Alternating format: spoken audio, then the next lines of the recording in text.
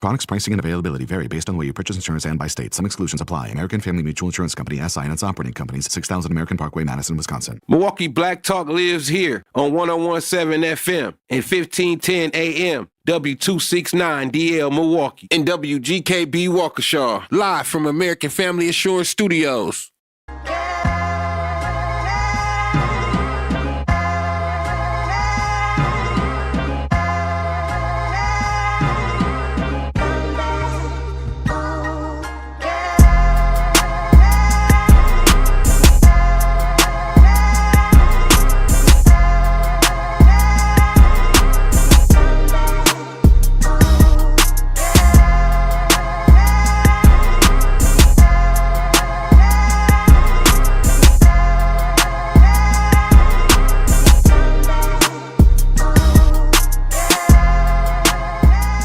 1017 The Truth.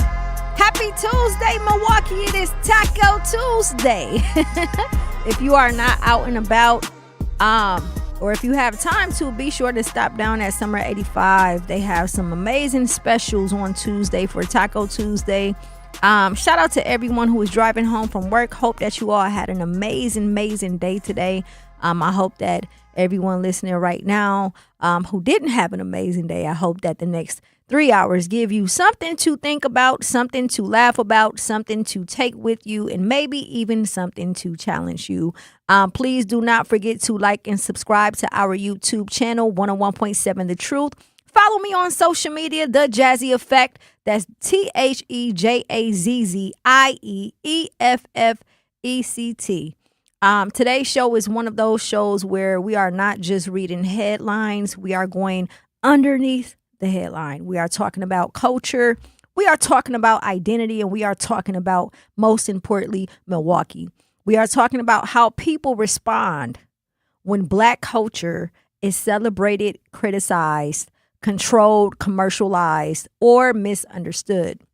And we are going to ask some questions today that might make some people uncomfortable. And you know what? Quite frankly, that is okay. That is what we are here to do, right? Challenge the status quo. Every good conversation does not need to make everybody comfortable. Sometimes the point is not comfort. Sometimes the point is clarity. Sometimes the point is making people examine a belief they have never actually questioned before. Before we get into anything else, though, I want to give you my daily affirmation. Shout out to my students at Howard Fuller today. Every day we do the daily affirmations, and today they had some good affirmations, baby. Let me tell you, and it inspired me so much. So mine today is, I refuse to shrink what God has placed inside of me just because my presence make somebody else uncomfortable. I'm going to say that again because somebody driving from home right now needs to hear this. We, Truth Nation, we refuse to shrink what God has placed inside of us just because our presence makes someone else uncomfortable. We are not shrinking our voice. We are not shrinking our personality. We are not shrinking our culture. We are not shrinking our purpose. We are not shrinking our ambition or creativity. Most definitely, we are not shrinking the truth. And I'm definitely not changing who I am just to make somebody else feel more powerful standing next to me. And I think that affirmation fits today's conversation perfectly because so much of what we are talking about this first hour comes down to comfort. How comfortable are you? What version of Black culture makes people so uncomfortable? What version of Black expression makes people so uncomfortable? What version gets celebrated? What version gets policed? Who decides that? And what standard are they using? And here's what we're getting into today. So we're going to start off. If you guys are on social media, I'm pretty sure you have seen all of the rhetoric about the garage, the bar titled The Garage on Brady Street, and the no playlist that started circulating around social media. We are talking about that line that says, no Milwaukee rap. And we are not stopping at whether people are offended. We are going to ask whether a business has the right to shape its atmosphere. We are going to ask whether a content policy is different from a cultural policy. We are going to ask whether you can reject certain parts of hip hop without rejecting hip hop as a culture, hip hop culture as a whole. And then we are moving on to the Brewers Black Cultural Fest, because the Brewers intentionally created an event to celebrate Black culture, but underneath some of that promotion, there are some racial stereotypes that started appearing in the comments. So the question becomes, what does it mean when people love the event but disrespect the people the event is celebrating? I have to give a huge shout out to the Brewers Foundation. Katina Shaw, she actually joined us a couple of months ago, and we had an amazing conversation, and she's doing some amazing work over there. And I don't want negative comments by pricks to outshine the work that her and her staff is doing, as well as Renell Washington. Shout out to Renell. He also was involved in that Black Cultural Fest, and he gifted 25 tickets free of charge to our Howard Fuller, Dr. Howard Fuller Collegiate Academy students, for them to attend and experience what it's like to attend an event like that celebrates Black culture. And then we are going to bring those two stories together and ask a bigger question about Milwaukee. Does Milwaukee embrace Black culture, or only the parts of Milwaukee, Black Milwaukee? To be specific, Milwaukee feels comfortable consuming. At 5 o'clock, we are going to change the tone, but we are staying in the same larger conversation about community. I will be sitting down talking with LSW, about Milwaukee, biggest free library. And I really want you to stay with us for that hour, because we are not just promoting a book giveaway. We are talking about literacy. We are going to talk about children having access to books. We are going to talk about why some families don't necessarily have shelves full of books sitting around the house.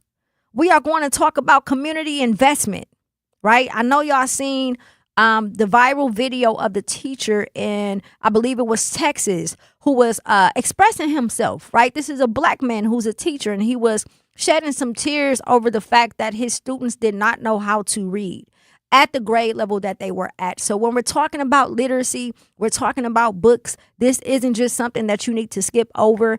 This is something that has to be done by not just the household or the schools, but the community overall. We're talking about what happens when nonprofits, businesses, and people doing grassroots work actually collaborate instead of waiting for a crisis. And then at 6 o'clock, we are going to Las Vegas to cover the Tupac Shakur murder trial. I purposely have not been covering it for specific reasons, but the more information that comes out, I have to do it for the culture. If we're talking about hip hop and we're talking about Black culture, there's no way we cannot talk about the Tupac Shakur murder trial. We're going to talk about Idi Amin, one of the members of the Outlaws, taking the stand. We're going to talk about what the jury is hearing. We're going to talk about testimonies, and we're going to talk about the prosecutor's case, the defense position, and why nearly 30 years later, this case is still resonating with people all over the world. Then before we leave, we're coming back to Wisconsin politics. David Crowley, Tom Tiffany, the race for governor, what both men represent, what Milwaukee voters should be paying attention to. So we are going from culture to literacy to legacy to politics. That's a full Tuesday. Now let's start with the garage. If you have been on social media, you've probably seen a version of this. There's a list that circulated that outlined music DJs were not supposed to play at this specific bar, titled The Garage on Brady Street. Here's where the conversation immediately got sensitive. This wasn't just a list saying no explicit songs. This wasn't just a list saying no songs about gun violence. It named the artist, and then there was a phrase, no Milwaukee rap. And that phrase is what made a lot of people upset, because you can say you don't like a particular song. You can even say that you don't like a particular artist. You can also say that a certain record doesn't fit the type of establishment that you have. We just had this conversation last week with Joa Tucker, the Dream Lounge that he has on MLK. And we talked about the type of music he plays and the type of atmosphere that he wants, right? And the reason why I bring that up is because there is a way to celebrate Black culture, right, without discriminating. When you say no Milwaukee rap, you are not talking about one song. You are not even talking about one artist. You are talking about an entire local music scene. You are talking about the city overall. You are talking about the culture of the city. And now I do want to be fair because the garage that establishment has responded. Ownership says they did not authorize that list. They say it was created by an employee. They say the concern was supposed to be music with references to guns and violence because the establishment wanted to maintain a more relaxed atmosphere. And let me say this before anybody accuse me of ignoring the business side. Businesses absolutely have the right to shape their environment first and foremost. As a business owner, I will tell you that. If I own a jazz lounge, I can say that I want just jazz. If I own a restaurant, I can say I don't want explicit music playing while families are eating dinner. If I own a club, I can decide what type of crowd and atmosphere I am attempting to create. That alone is not discrimination. A business having a music policy is not automatically a problem. But here is where the issue lies. If your concern is violent content, then why not write a policy about violent content? If your concern is gun references, why not say no songs glorifying gun references, right? Gun violence. If your concern is aggressive music, define what you mean by aggressive music. Why identify entire artists? And why add no Milwaukee rap? Because let me tell you what happens when you do that. You take individual behavior and you turn it into a group identity, and that is a problem.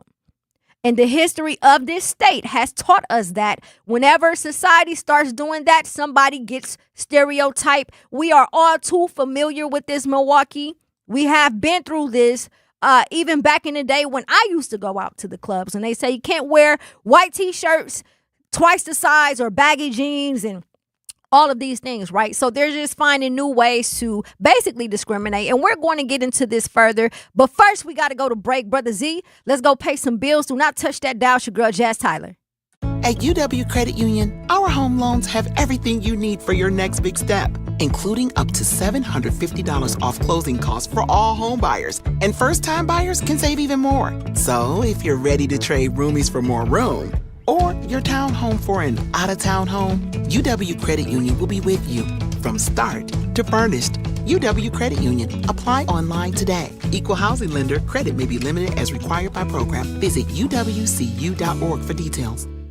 Are people around me safe when I vape? Science does not support that belief. Exhaled vape emissions linger in the air, affecting indoor air quality and bystanders in the same space through secondhand exposure. Vaping emissions can also accumulate on clothes, hair, dust, and furniture, leading to exposure risks to bystanders of all ages. And vaping around a pregnant person can lead to serious health impacts on fetal and childhood development. Enough with the puff. Learn more at ul.org/vaping. My mom has decided to learn to paint, and she's good. My dad's now into creative cuisine, and I've already put on 6 pounds. Learning new things comes with age. My mom? She started forgetting my name and what we're talking about. Forgetting well-known things doesn't. Memory loss may be a sign of Alzheimer's disease. Early detection gives you and your loved one time to plan for the future. Learn the warning signs of Alzheimer's at 10signs.org. Brought to you by the Alzheimer's Association and the Ad Council. The possibility of lung cancer can be pretty scary, especially if you're one of approximately 8 million current or former smokers at high risk. That's why SaveByTheScan.org wants you to know that now there's a breakthrough low-dose CT scan that can detect lung cancer early, and it only takes 60 seconds. You stop smoking, now start screening.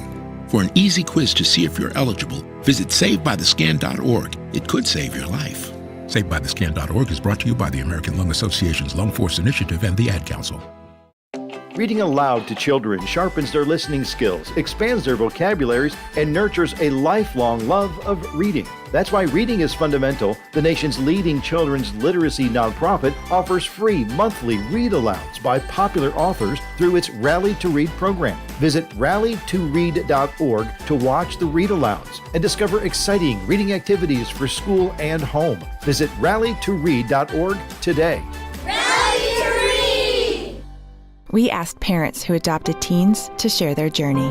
When I met both of them, it was like my missing pieces were found. Like it was just like an instant, these are my kids. If you're considering adopting a teen, just do it. Kids need families. I don't care the age, everybody deserves a family. Learn about adopting a teen from foster care. Visit adoptuskids.org to learn more. A message brought to you by Adopt US Kids, the U.S. Department of Health and Human Services, and the Ad Council. And she moving. I wanna see if she really can do it. Her body like bow, bow, bow, bow. 1017 The Truth. It's your girl Jazz Tyler. We are live and direct at the award-winning 1017 The Truth in the beautiful heart of downtown Milwaukee at the American Family Insurance Studio. And listen, there's a business talking about no Milwaukee music. That means no bow, right? That mean they need to bow their ass on up out of Brady Street if they talking about no Milwaukee music, right? Welcome back. Shout out to the chat. Madi says, certain music, certain crowd, music dictate the crowd 90% of the time. That is true, Madi. For those who are joining us, we are talking about the viral list that's going around on social media about the garage stating that they don't want any, not just hip hop or rap, period. Not only did they say that, but they also mentioned that they did not want any Milwaukee rap. And then they had an entire list of the artists, right? I'm thinking legal aspects. Is that even legal, right? To put out a list of exact artists that you do not want, who music you do not want played inside of your establishment. Marty also said people invest in money to make money, not to be shut down for bottom feeders. Black people refuse to change the way they walk, talk, move, worship, and deliver. It's so sad. Every day on social media and Instagram, our little girls are taught how to hate and fight while grown people record. And you know what, Marty? I agree. However, that still does not give an establishment the right to discriminate against what type of music is played. Now, I do understand, again, I do understand the dynamics when we're talking about an atmosphere, because even myself at 38, I don't go to the club anymore, right? I don't. But let's be clear. If I was the generation under me attempting to go and have a good time, I would not want to be placed in the same category as people that's out here acting a fool. Because when you go to these festivals and you see white people, they be acting a fool too. So should we ban them from certain festivals? Let's be fair across the board. Every Milwaukee rapper does not have the same sound. Every Milwaukee rapper is not talking about the same thing. Every Milwaukee artist is not glorifying violence. You have artists talking about survival, artists talking about relationships, artists talking about fatherhood, artists talking about mothers. They make club records, conscious records. They make music about poverty. They make music about aspiration. Artists making music because they are simply trying to entertain people for 3 minutes. And let's be clear, because if we're talking about gun violence, where did we get it from? The founding fathers of this country. Everything that black people do is a reflection of their oppressor, of our oppressor. Let's be clear, right? So we're talking about we don't want the gun violence and all of that. Hey, naturally by DNA, we are not violent people, right? We are not. All in all, it's just flat out wrong. Again, as a business owner, you can determine whatever you want, but you cannot discriminate, right? Are we saying Milwaukee rap itself is dangerous? Are we saying an entire genre coming out of this city represent a threat to an atmosphere? Because that's a bigger statement than saying we don't want violent lyrics. And not to mention, let's be clear, I want you to understand something here, because there's a lot of people that don't listen to Milwaukee rap, and that is completely fine. But as someone who has been a part of Milwaukee history as an artist, if you know, you know. I have contributed to the music scene that you guys have seen, that you guys see here today. So has Meech, so has Ray Nitty, so has many other people. We have worked our asses off, including the DJs, the Homer Blows, right? The New Styles, Knowledge when he was back on V100.7. There's so many people involved who have paved the way to make sure that the artist today has a voice and has a platform. So for an organization to say, hey, no Milwaukee rap, it's like a slap in the face. Especially at a time where our number one artist is currently locked up over allegations, right? Somebody who has literally put the city on his back. You have this list going viral all over social media, and what that does is it forces people on the outside in the music industry to not want to entertain Milwaukee artists. What that is showing is that our own city don't support our artists. They don't know that this establishment is on Brady Street. They don't know that this establishment is not owned by black people. Well, right now they probably do, because there is an issue about discrimination. However, the fact of the matter is we've already had a history when it comes to being discriminated against going inside of establishments downtown and on Brady Street. We've already had a history of it being difficult for the artists that's coming out of Milwaukee to get any type of support from the city, let alone step a foot into the industry, the music industry. For one organization to say, we don't want this kind of music. And again, you can determine what you want your establishment to feel like, right? But how about this? How about if we galvanize and gather our white allies and say, hey, nobody should support the garage, right?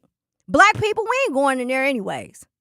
But let's get our white allies and say, hey, you guys want to support us? Don't go. No, but I'm saying after this situation, after this situation, especially because it's saying no Milwaukee rap, we're probably our people are probably like, man, we good. It's enough places for us to go, right?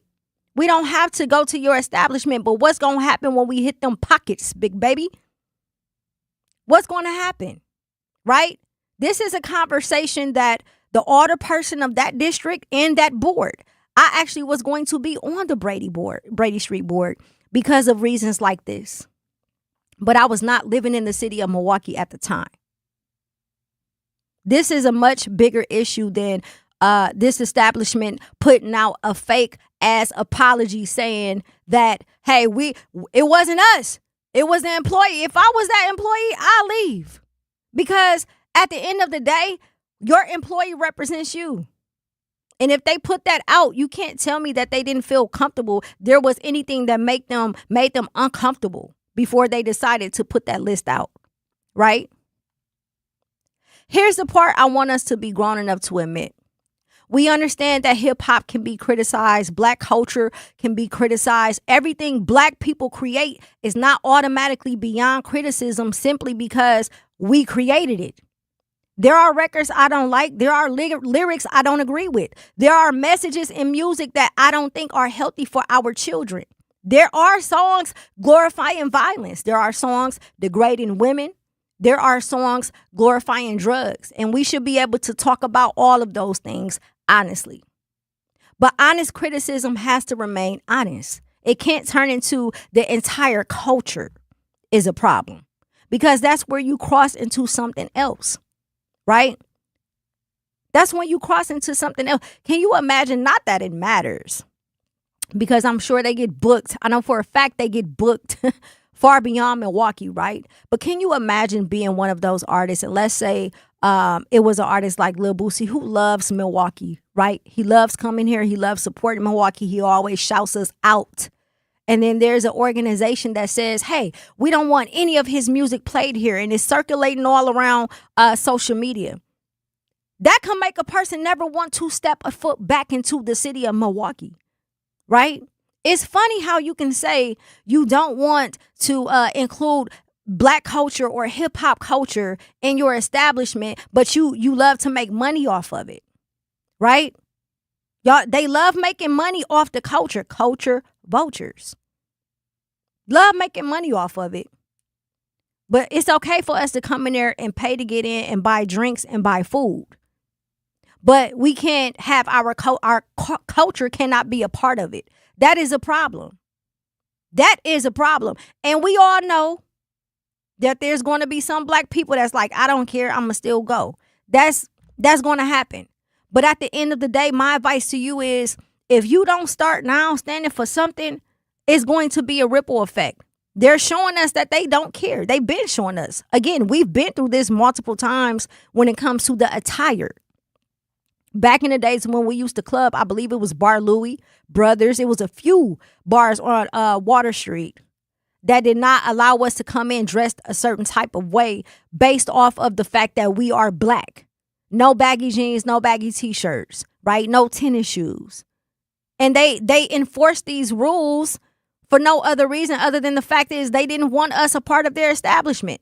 So here's my opening question to you, Truth Nation. Chime in, 833-212-1017. Can you reject certain parts of hip hop without rejecting the culture?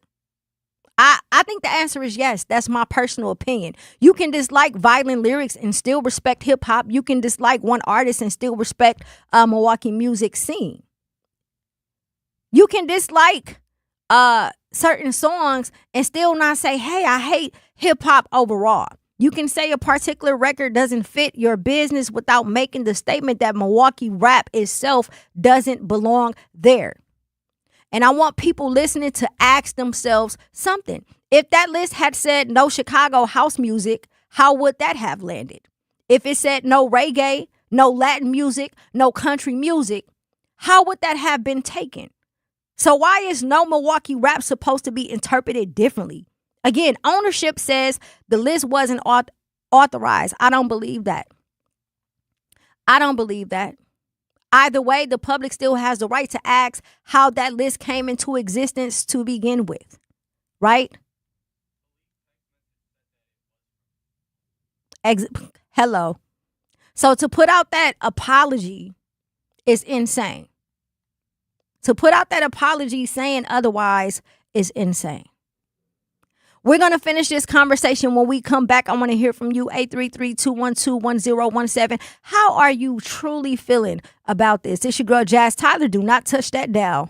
Milwaukee Public School families, the first day of school is Tuesday, September 1st, and there's still time to enroll. MPS offers programs to fit every learner, including bilingual, Montessori, special education, and more. All MPS students receive free breakfast and lunch. Enroll today at milwaukeepublicsschools.org/enrollment or visit MPS Student Services at 5225 West Vliet Street, Monday through Friday from 8 a.m. to 4 p.m. Thank you for choosing MPS.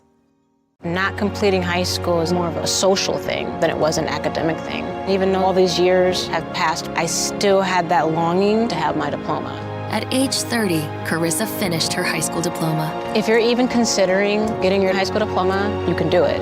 No one gets a diploma alone. If you're thinking of finishing your high school diploma, you have help. Find free adult education classes near you at finishyourdiploma.org. That's finishyourdiploma.org. Brought to you by the Dollar General Literacy Foundation and the Ad Council. Hear that? That's the sound of your life. Perfectly imperfect. Beating in rhythm to the world you've created. But every time you drive after drinking, the music gets drowned out. Your life sounds pretty great. Don't let a buzz ruin it. Buzz driving is drunk driving. Don't drive buzzed. A message from NHTSA and the Ad Council. Doctors Without Borders is delivering life-saving medical care where it's needed most in communities around the world.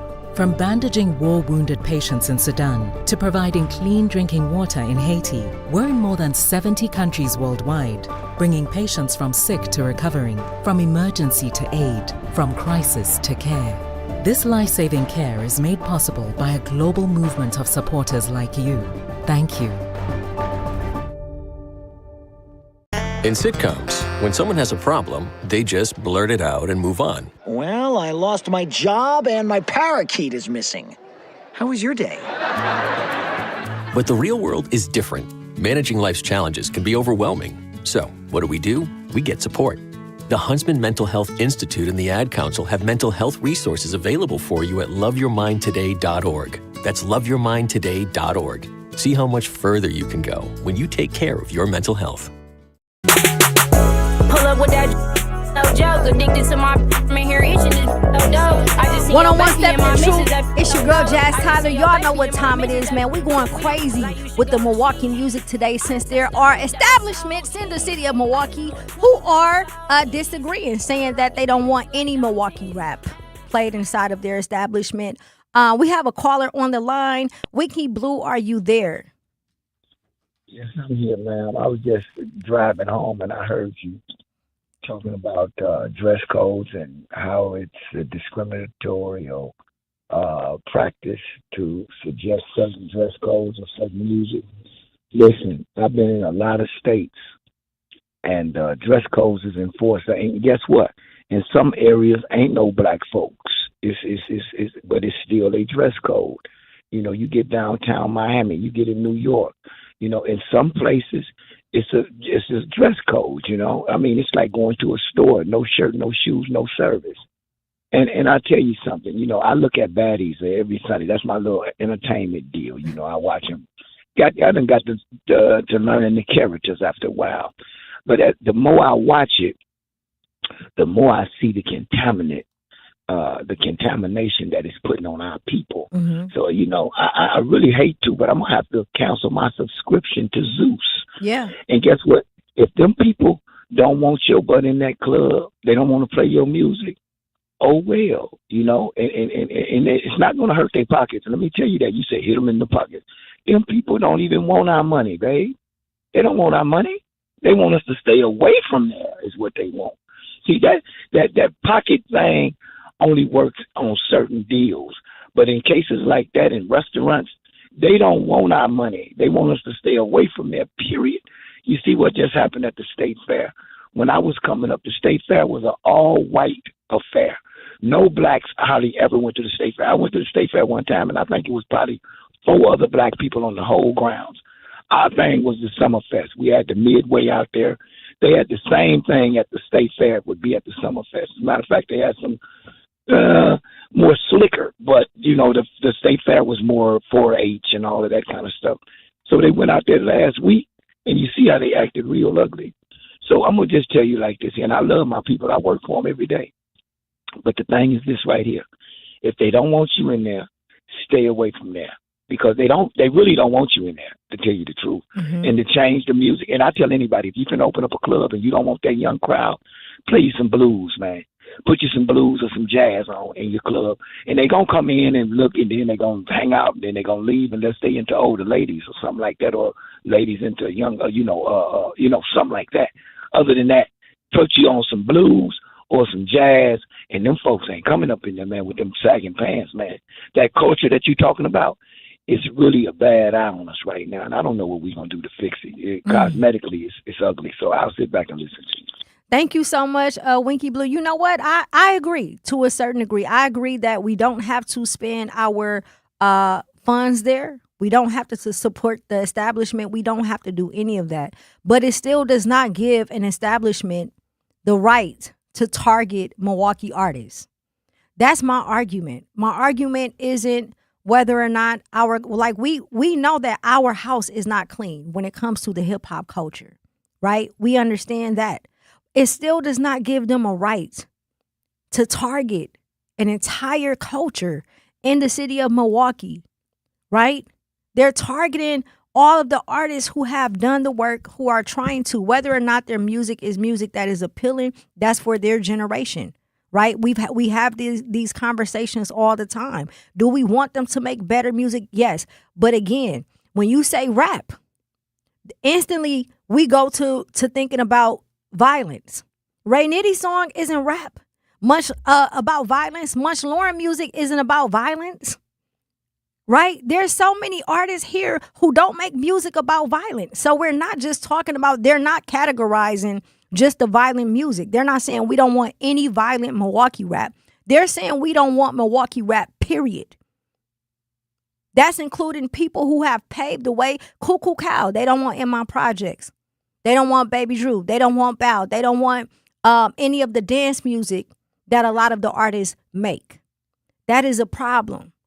We have another caller on the line. Security Mike, are you there? Yes, I'm here, Jazz. Thank you so much for tapping in. Yeah, it's just that they don't seem like they don't want nothing from us because we do have a lot of positive rappers out here and music as well. And it just goes to show that, like, they don't want nothing from us. As far as it, they don't even want us voting. They don't want our vote. And that caller Winky, he voted for Trump. When Trump don't even want to vote, he don't want us to vote.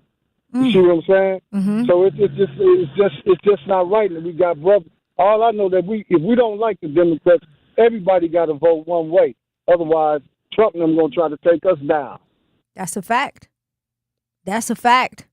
Thank you so much, Security Mike, for tapping in. We got D on the line. D, are you there? Yes, ma'am. How you doing? I am well. Thank you so much for tapping in. Okay, yeah, I was listening to your topic, and it's crazy. Memphis, man, we going through the same thing. Like, they don't play no Pooh Shiesty here. So They he's don't just play banned no from all of the stupid dude. clubs. Oh, yeah, because everything that's going on. Everything that's going on in the city, because they be, the drill scene, they be really talking, they be dissing and sending out hits through the music. So they don't play no shiesty, no stupid dude, no money bag. And Memphis kind of went through that back in the 90s when I was coming up with 3 6 Mafia. They didn't play no Tell Club Book, none of that. So did they do it in a way where it was like, hey, we don't want to? So, okay, what you're saying to me sounds like they're trying to avoid wars, right? Especially when you have artists of that stature that still lives in the city. So to a certain degree, I can understand that. But to ban an entire culture from being played in the establishment is saying not just them, but what about the other types? What about the other types of music that are being played? Yeah, because I think recently Yo Gotti restaurant, his mom raised the age to I think like 40. It's 40 and up. Yeah, and a lot of those guys have, some issues in the street. So either way, I just don't agree with an establishment saying that they don't want any of the rap music, because now you're categorizing everybody. You're putting every artist from that area into one box, saying that they all make the same type of music. Yeah, I agree with that. If you're gonna ban drill, I can see that, but not just put it all in one basket like all rap is drill music or gangster music or something like that. Yeah, they shouldn't do that. But I think a lot of cities are going towards that trend. Like I know Nashville, they have a lot of clubs now. It's like 40 and up, 50 and up. So they a lot of cities trying to go up that trend, trying to cut out the riffraff. Yeah, and that's not. There's nothing wrong with wanting an older crowd either. I can understand that, but to target one specific genre is insane. Thank you so much, D, for tapping in. We have another caller on the line. Corey, are you there? I'm here. Thank you so much for tapping in with us. Man, thank you so much for giving us the platform. I'm so sick of black people trying to insert themselves where we are not wanted. Instead of shoring up our own and making sure that we have rules and regulations, community norms in place, as well as a consequence when you violate those community norms, we're going to continue to experience the same thing that our grandparents and great-grandparents did. And I just think it's a mentality that we have where we're itching to be accepted, to be wanted by white folks. I've owned a bar before. Guess what? I didn't play honky-tonk music because it wasn't a honky-tonk bar. And if that means I need to put a specific artist name on it that makes the people go crazy whenever this honky-tonk song come on, damn it, I'll put up a name on it. And I don't think that there's a problem with it. I think that the problem is us not realizing that that's really just code for we don't want you. Absolutely.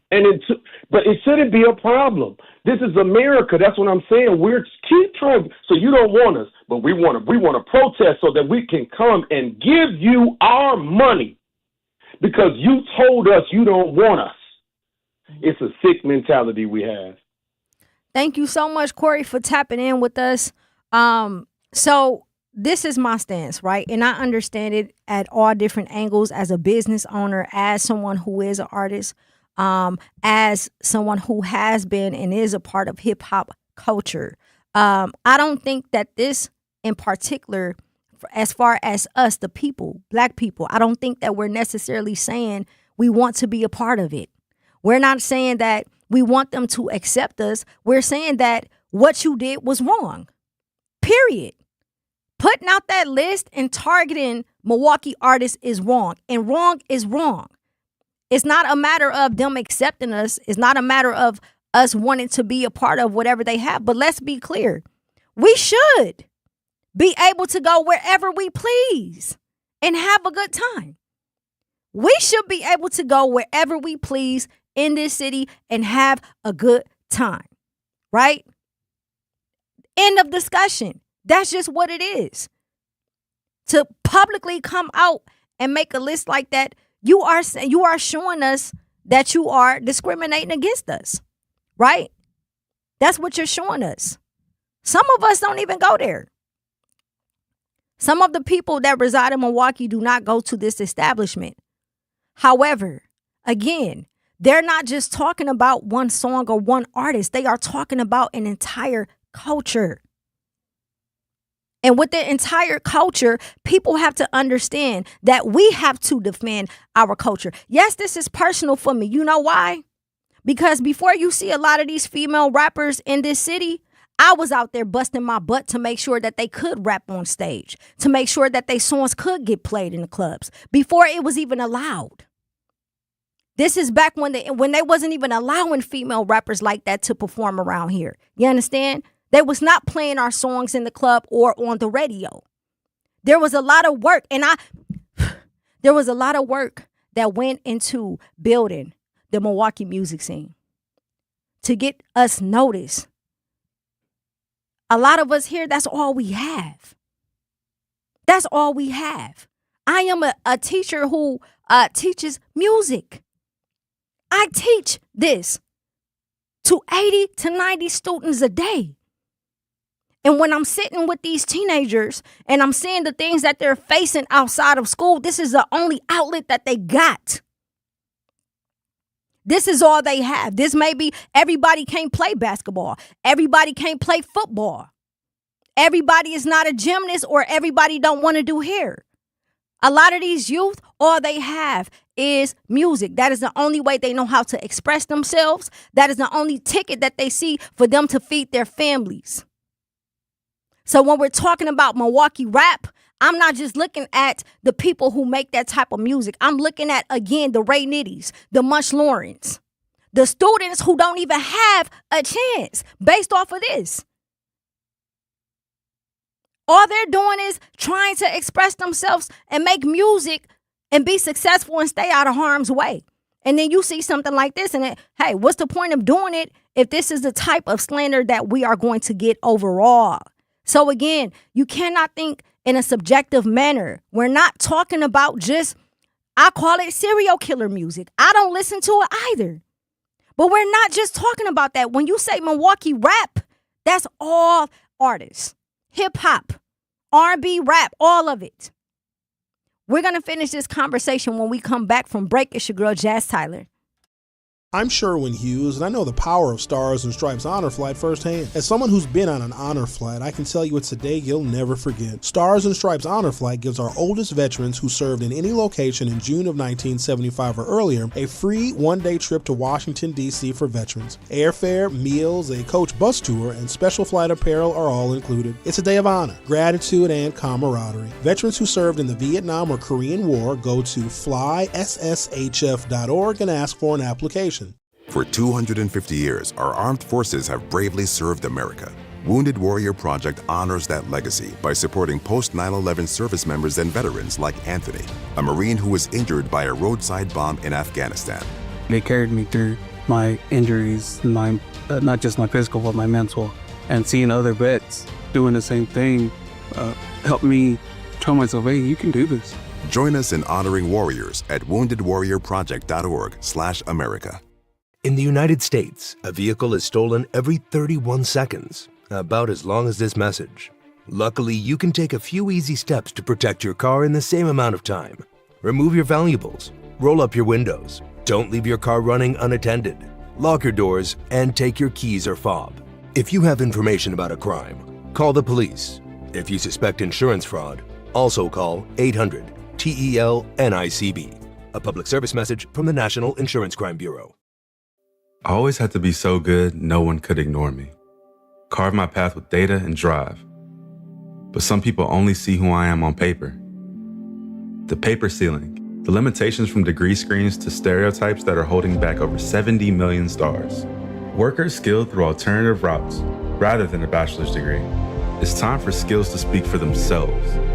Find resources for breaking through barriers at tearthepaperceiling.org. Brought to you by Opportunity at Work and the Ad Council. I'm Chris Jakimick. I served in the United States Air Force and I deployed 3 times. So in 2017, I was serving as an Air Force First Sergeant. Our motto in that role is my job is people, everyone is my business. But unfortunately in that year, I would lose my own brother, Lance Corporal Adam Jakimick, to suicide.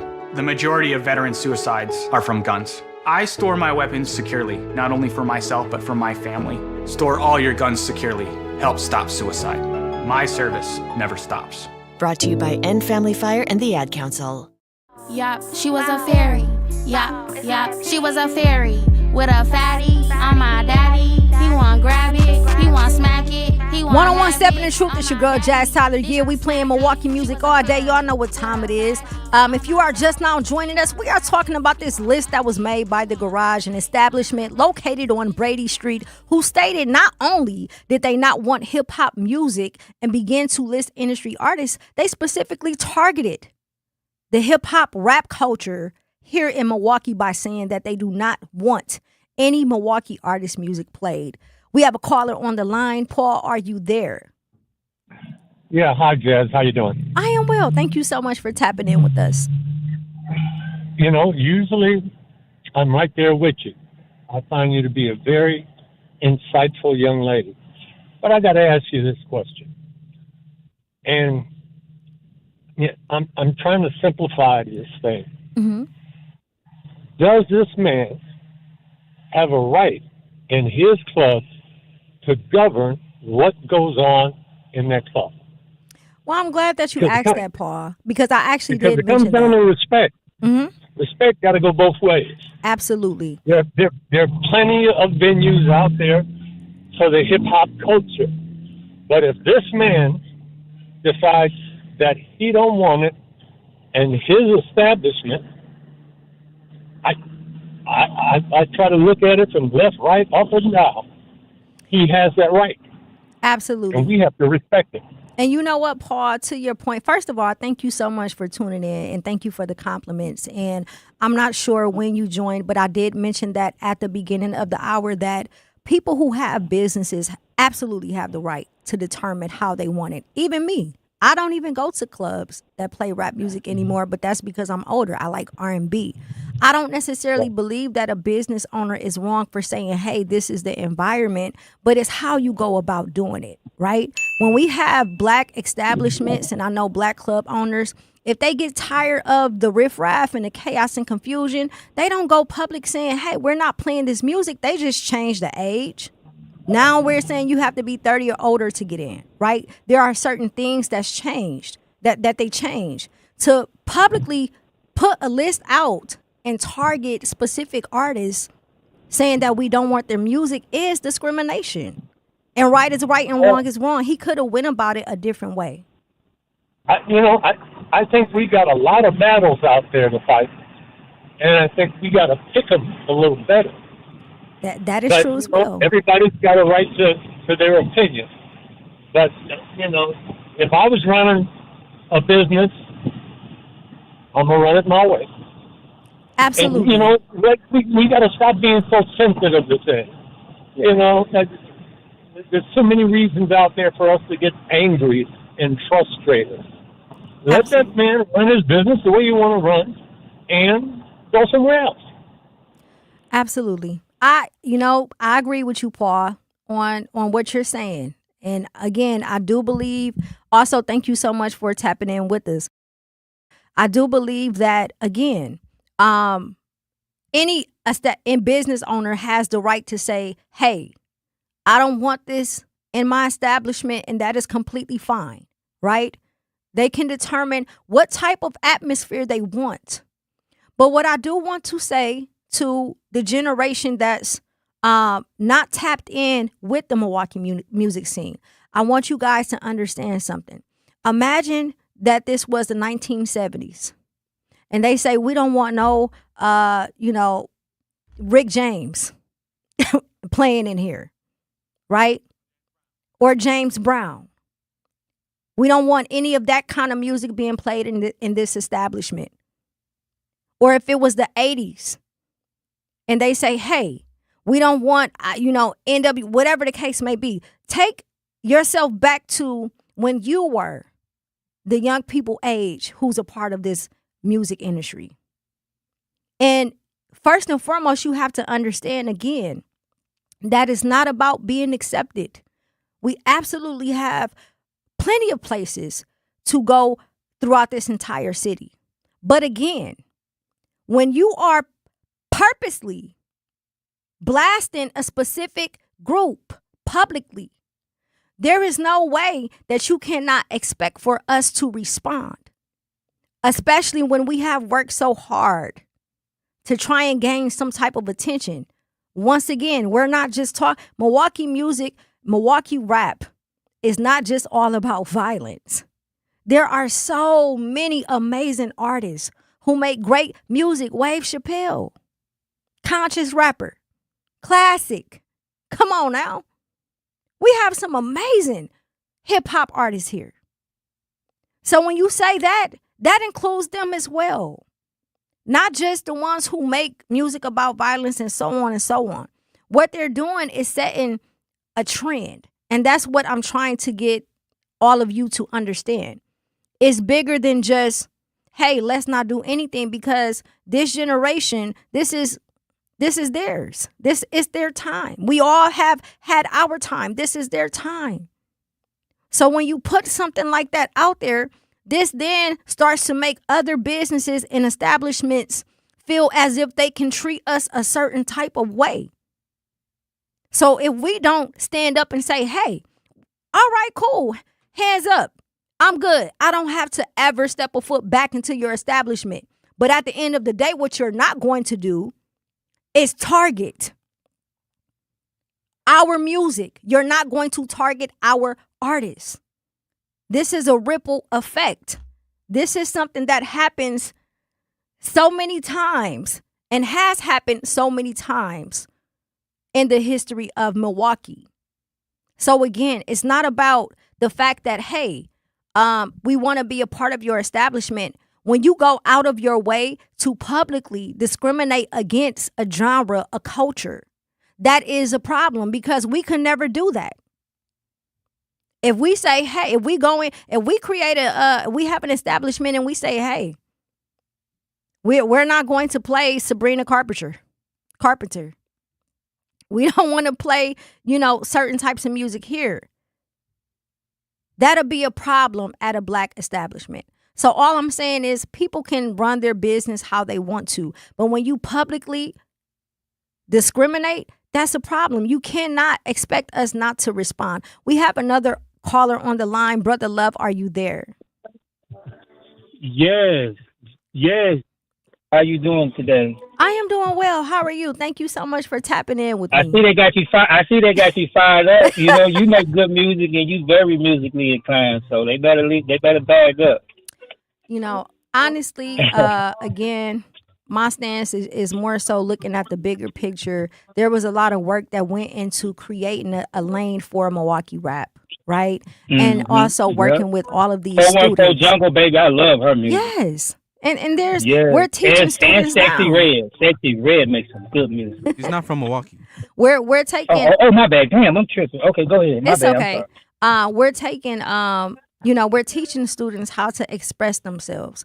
So if my students were to look at this list that went around and say, "Hey, we don't want any Milwaukee rap in our establishment," how do you think that would make them feel? I think long as the students can comprehend and understand their teacher that's teaching the music, I think that'll be beneficial. We need more people to teach music and teach these kids the music industry and stuff like that. I think that will help. So we can just stay in that lane and foster and encourage that. We good. Absolutely. Thank you so much, Brother Love, for continuing to tap in with me. Listen, this is obviously You know, it's a big deal. To some, it's not. To some, it is. Again, I'll just say that for me personally, I don't look at this in a subjective manner because I understand what music has done for me in my life, right? I am a part of Milwaukee rap music, right? I started at the age of 12 and got into the industry at 15. And because I was able to do that, Homer Blow introduced me to Smalls, who just passed away, who then introduced me to someone else in the industry, took me out of Milwaukee and gave me an opportunity. If we did not have Milwaukee rap music, I would not be sitting here on this radio station today. So I want y'all to understand that. It's bigger than just a few artists that y'all thinking about or judging.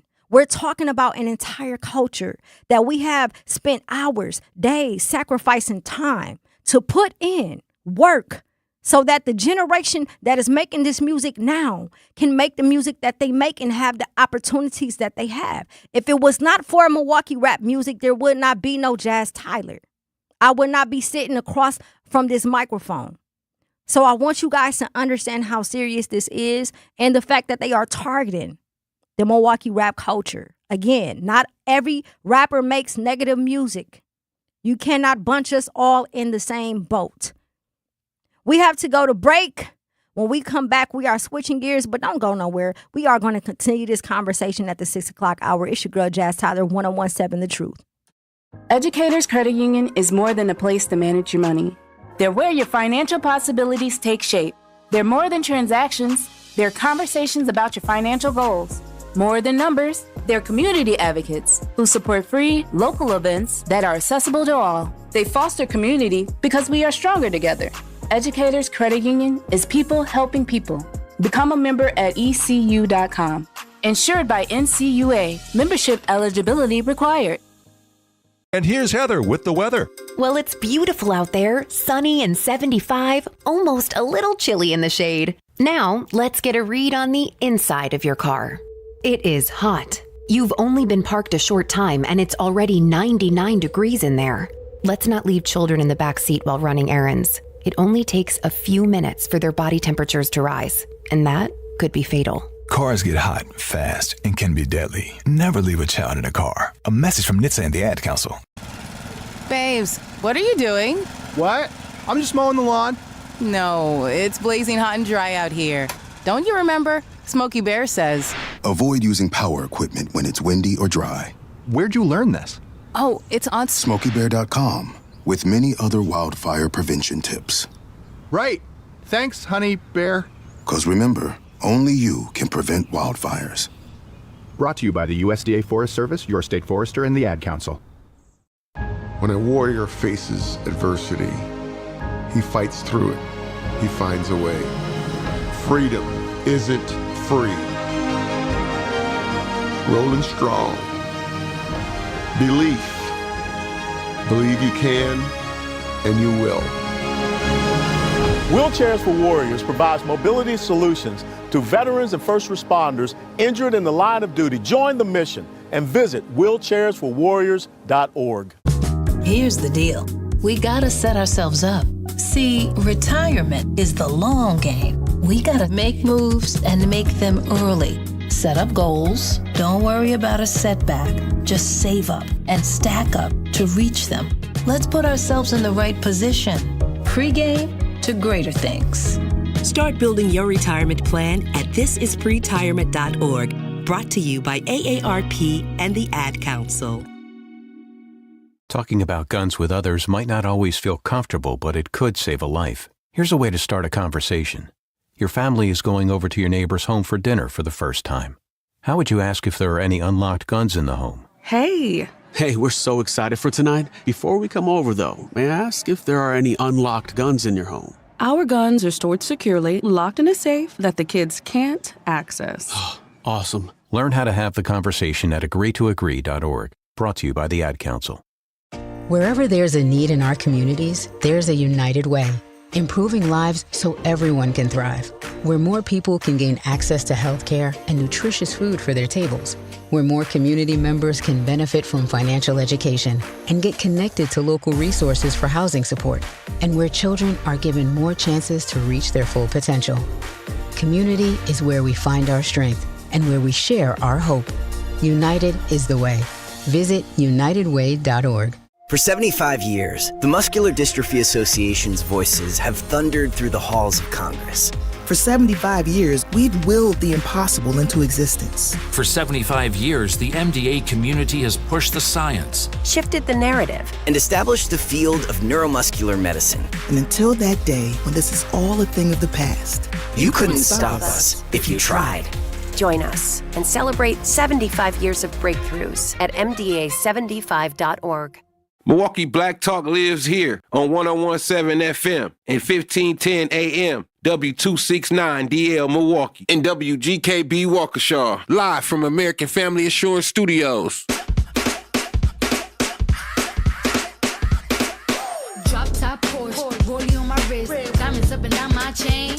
101.7 The Truth. It's your girl, Jazz Tyler. We are live and direct at the award-winning 101.7 The Truth in the beautiful heart of downtown Milwaukee. And listen, before we went to break, we were talking about Milwaukee culture, and that also includes the babies. So today we are joined by a special guest, LSW. We're going to talk about the biggest Milwaukee Free Library and what that all entails. Thank you all so much for joining us today. Thank you for having us. Absolutely. Good. Absolutely. So can we start off with, can you guys just give us a little bit of background about who you are and then move us into what it is that you all are doing in your mission?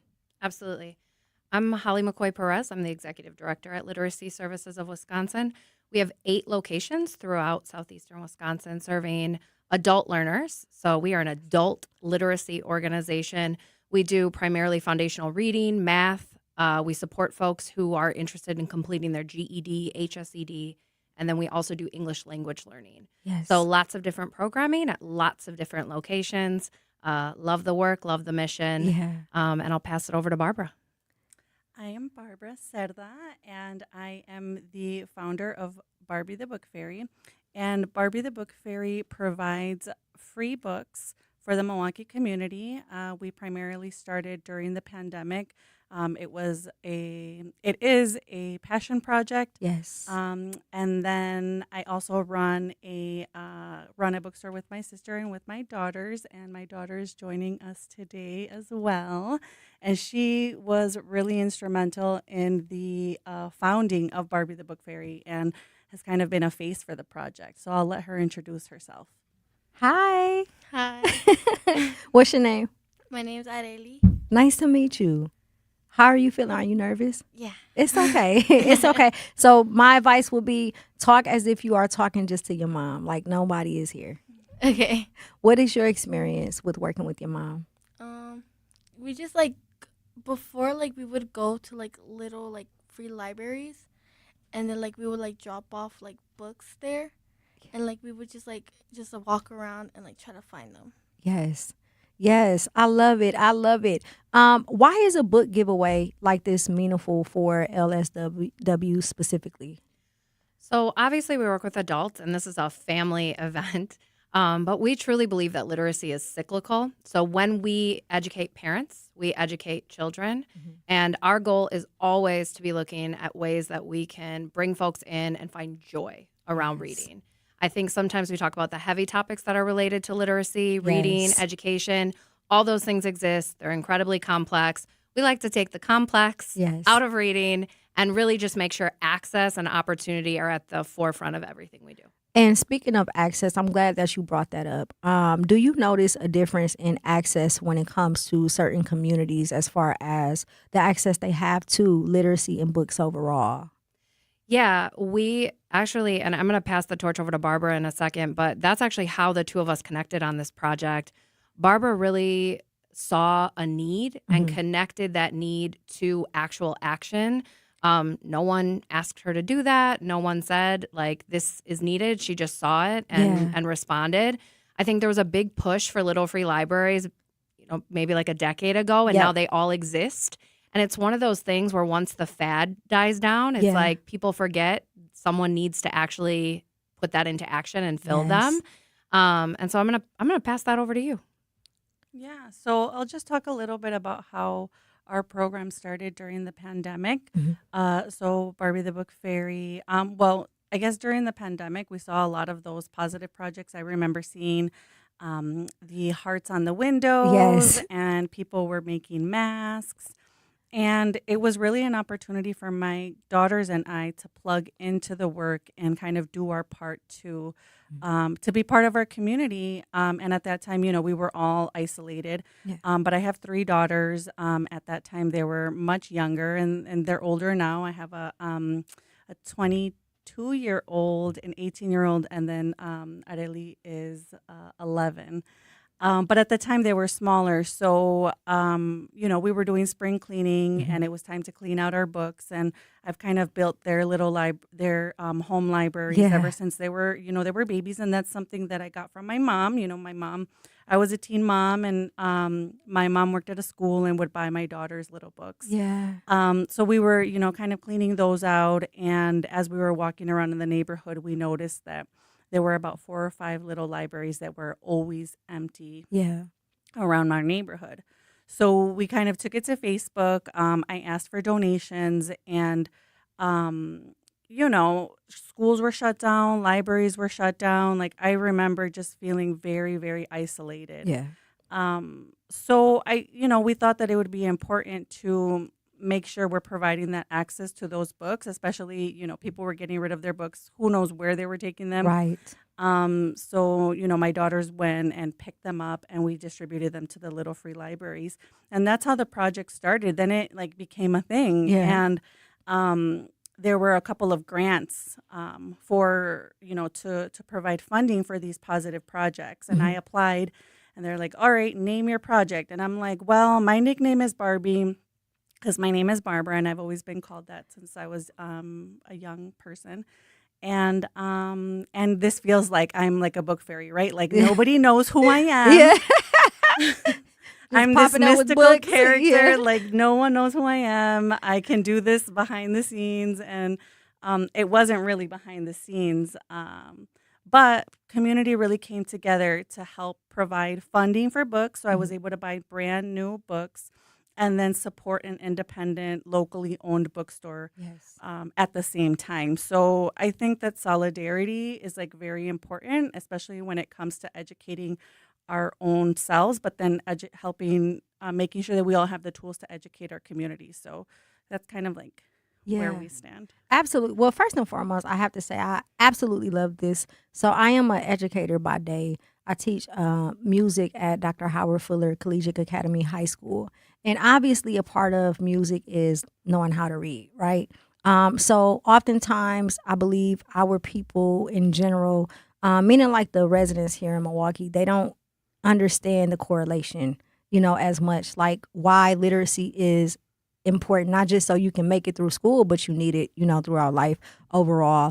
I remember Alderwoman Cox doing the free little libraries on the north side and pushing for the libraries overall and things of that nature. So that was very exciting. And I remember growing up reading the Babysitter Clubs, Goosebumps, all of these books. And I don't know if the school system still has access to the school affairs as big as they used to be.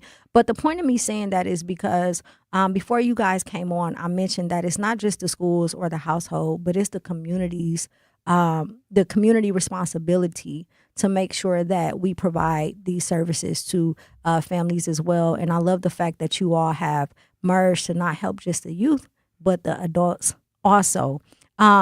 What impact has LSW seen from past years of Milwaukee's biggest free library? So I love this event. We do a lot of stuff throughout the year, but I think the biggest impact for us is just seeing what a literacy organization where our mission is really providing direct instruction, right? That's our role. But taking us in something that's mission aligned, but a little bit different from the day to day. Yeah. And truly, our partnership with Barbara has expanded a lot of the work that we do and how we do it in this way at this event. And I think that for us, it's really about measuring our impact through how excited people get to just come to this event. We have folks that come back year after year. They get so excited. It's interesting because, Milwaukee is like a big, small city, so we Right. all know each other, Yeah. right? But there are folks that I really only see at this event, and it's a vibe. Yeah. It's a good vibe. So when is the event and where is it taking place? So it is this Friday, August 28th, from 4 to 7 at Kosciuszko Community Center. Okay. And we were talking earlier, I know Kosciuszko is pronounced differently in Polish. I'm not even going to attempt. Yeah. But for short, Kazi Community Center. So we're at Kazi Park. Okay, perfect. What roles does literacy access play for families and neighborhoods served by this event? Yeah. You want me to do that? You want to do that? Okay. So one thing I talk about often, and I don't want to take us down too deep of a dive on this, but 1 in 4 Milwaukee County adults struggles with low literacy. So low literacy is defined as anyone reading at or below a 3rd grade level. It is a pervasive silent crisis in our community. And I think often we talk about the impact on K-12, right? We talk a lot about K-12 schools, and we should. Yes. We absolutely should. But we also must concurrently think about what it means to be a parent who, for oftentimes no fault of their own, struggle with literacy and maybe don't even realize that that's the issue. And so we always approach it from a place of, are you interested in getting a better job? Are you interested in completing your high school diploma? We don't really talk too much, and on purpose, about where folks are at academically, because the only other thing, if anyone takes anything away from this, aside from attending our really amazing event, is that literacy and graduation rates in the city are not tied to intelligence. They're directly tied to access and opportunity. Yes. And again, for us, I think that's what this event is really about. It's about bridging the gap, creating access, creating fun around literacy. And Barbara has done like an amazing job this year of lining up entertainment as well. So it's it's really turned into like a book festival, wouldn't you say? I've definitely been calling it a book festival. Is that what we're calling it now? That's what it Maybe feels we have like. to change the name. No, honestly. No, we can't for branding. No, it does feel like a book festival. And we really have grown a lot in the last 5 years. Yeah. The first year, it was my sister and I, and we loaded up a pickup truck because I had a bunch of books in my garage. And then I was like, I have to get rid of these. But also, like, these books need to get out. Community members donated them. Like, we have some new stuff in here that people need to get their hands on. So we, like, threw them on the lawn at Kosciuszko Park. Like, we didn't even, I'm going to tell on myself here, but we didn't have any type of permits. Like, by any means necessary. But I'm like, I'm a neighbor. I can do this. Like, this is my park. So, and Areli was part of this. So, I have a picture of her, on the pickup truck, like helping us with boxes. And, this is very much her thing. And I'm excited to kind of pass the torch over to her later. Yes. But we've grown so much. Literacy Service became involved with the event our second year. They provided volunteers, but then Holly and I had these like amazing conversations on like, how are we going to grow our impact? How are we going to get more books to this event? How can we become more organized so that more people come, more people have access to literature? But then also we have this tremendous resource fair. Yeah. I think the first year we had 3 resource vendors. This year we'll be expecting 28. Yeah, that is amazing. We have LSW and Barbie, the book fairy present today. We have to go to break to pay some bills. Do not touch that dial. When we come back, we will finish this conversation. It's your girl, Jazz Tyler. At UW Credit Union, we have best-in-class technology and peopleology. Like if you lose your card, you can stop by in-branch for a same-day replacement, or you can have a new one instantly issued to the app. So whether you prefer interacting with our snappy online interface or our in-person regular faces, UW Credit Union is always here for every you. And whichever you choose, it's the best of both worlds. Join today at uwcu.org. Federally insured by NCUA. Talking about guns with others might not always feel comfortable, but it could save a life. Here's a way to start a conversation. Your family is going over to your neighbor's home for dinner for the first time.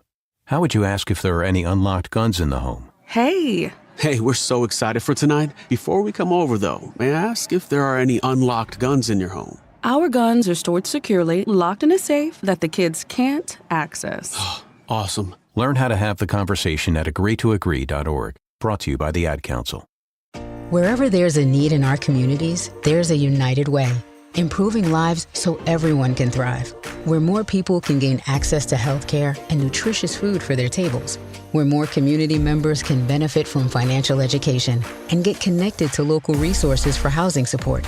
And where children are given more chances to reach their full potential. Community is where we find our strength and where we share our hope. United is the way. Visit unitedway.org. Are people around me safe when I vape? Science does not support that belief. Exhaled vape emissions linger in the air, affecting indoor air quality and bystanders in the same space through secondhand exposure. Vaping emissions can also accumulate on clothes, hair, dust, and furniture, leading to exposure risks to bystanders of all ages. And vaping around a pregnant person can lead to serious health impacts on fetal and childhood development. Enough with the puff. Learn more at ul.org/vaping. My mom has decided to learn to paint, and she's good. My dad's now into creative cuisine, and I've already put on 6 pounds. Learning new things comes with age. My mom, she started forgetting my name and what we're talking about. Forgetting well-known things doesn't. Memory loss may be a sign of Alzheimer's disease. Early detection gives you and your loved one time to plan for the future. Learn the warning signs of Alzheimer's at 10signs.org. Brought to you by the Alzheimer's Association and the Ad Council. Butterfly in the sky, I can go twice as high. Take a look, it's in a book, a reading rainbow. I can go anywhere, friends to know and ways to grow, a reading rainbow. 1017 The Truth. It's your girl Jazz Tyler. We are live with Barbie the Book Fairy in LSW. And if you are listening, I know that just brought back so many memories. How many of you were sitting at home in your grandmother's living room watching Reading Rainbow on PBS Channel 10? Listen, I am excited about this event that you guys have. But most importantly, I am excited about the work that you all are doing. Before we went to break, we were talking about the event. We were talking about the services that you guys provide. But I also want to dig a little bit deeper into the services you provide and why. So my thought process as an educator and a parent is I know a lot of adults who may have issues with literacy are kind of embarrassed, you know, and I'm glad that earlier you said it's not their fault, right? It's not their fault that that's the case. But it doesn't give them an excuse not to, you know, fully participate in attempting to learn. How important is the services you provide for the adults in correlation with them being able to assist their child with their homework? Incredibly important. So from our own organizational data, and we provided services to close to 1,500 adults last year. We had 303 HSED GED graduates, which accounts for 12% of the entire state's total. Come on. I'm sorry. One more data point, though. No, one that's more data fine. point. No, come on means yes. Okay. Yep. So I agree. And so 40% of our students that enroll with us, who need to complete a high school diploma, left school in 11th grade. And so what happens is this: a lot of times, folks will come in and they'll say, "Well, I made it to 11th grade." So I should just be able to take the GED and be done with this in like a week. Yeah. And, you know, our role is always to say, maybe, absolutely, maybe. In most cases, it takes someone on average anywhere from 6 to 9 months to earn a GED. Right. However, they must typically be academically at a college level. So one of the stigmas that exists around the GED is that it's easy. When in fact, the new GED, since it changed in 2014, it requires an intense amount of knowledge to be able to pass that test. Yeah. It's timed, it's stressful. That's why we also have an HSED program. And Barbara and I actually know each other from Alferno.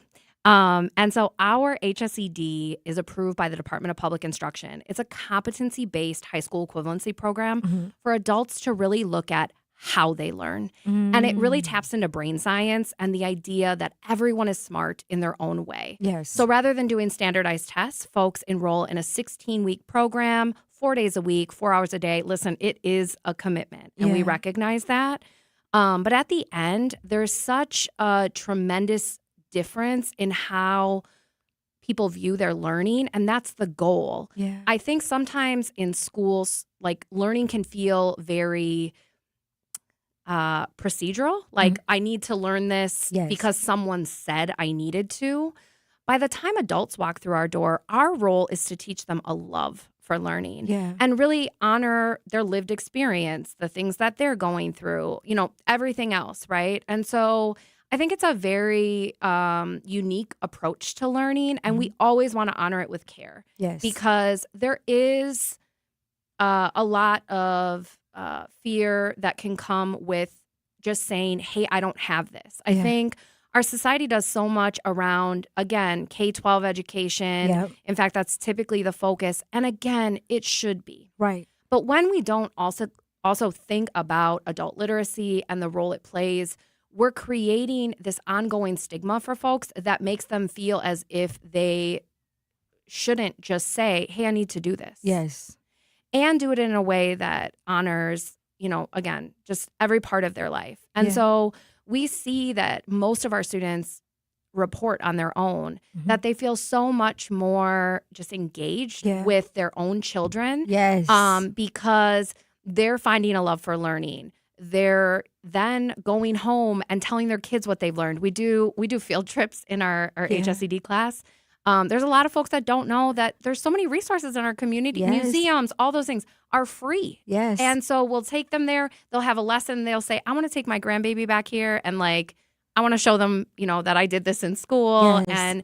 And a lot of our students too will come back and say, my oldest child is about to graduate and they will not graduate before I do. Yes. And one thing too is we still do see individuals who are first generation high school graduates in 2026. And I think, again, it's a very complex issue. Yeah. And I don't necessarily think it's like a simple, this is the cause, this is, this. Yeah. We're talking about some of the most caring, empathetic, amazing human beings holding down 3 jobs, raising children, and also thinking about what can I do to be better. Yes. And so I take that as a huge responsibility, and so does my entire staff that works with me. But yeah, it's a lot.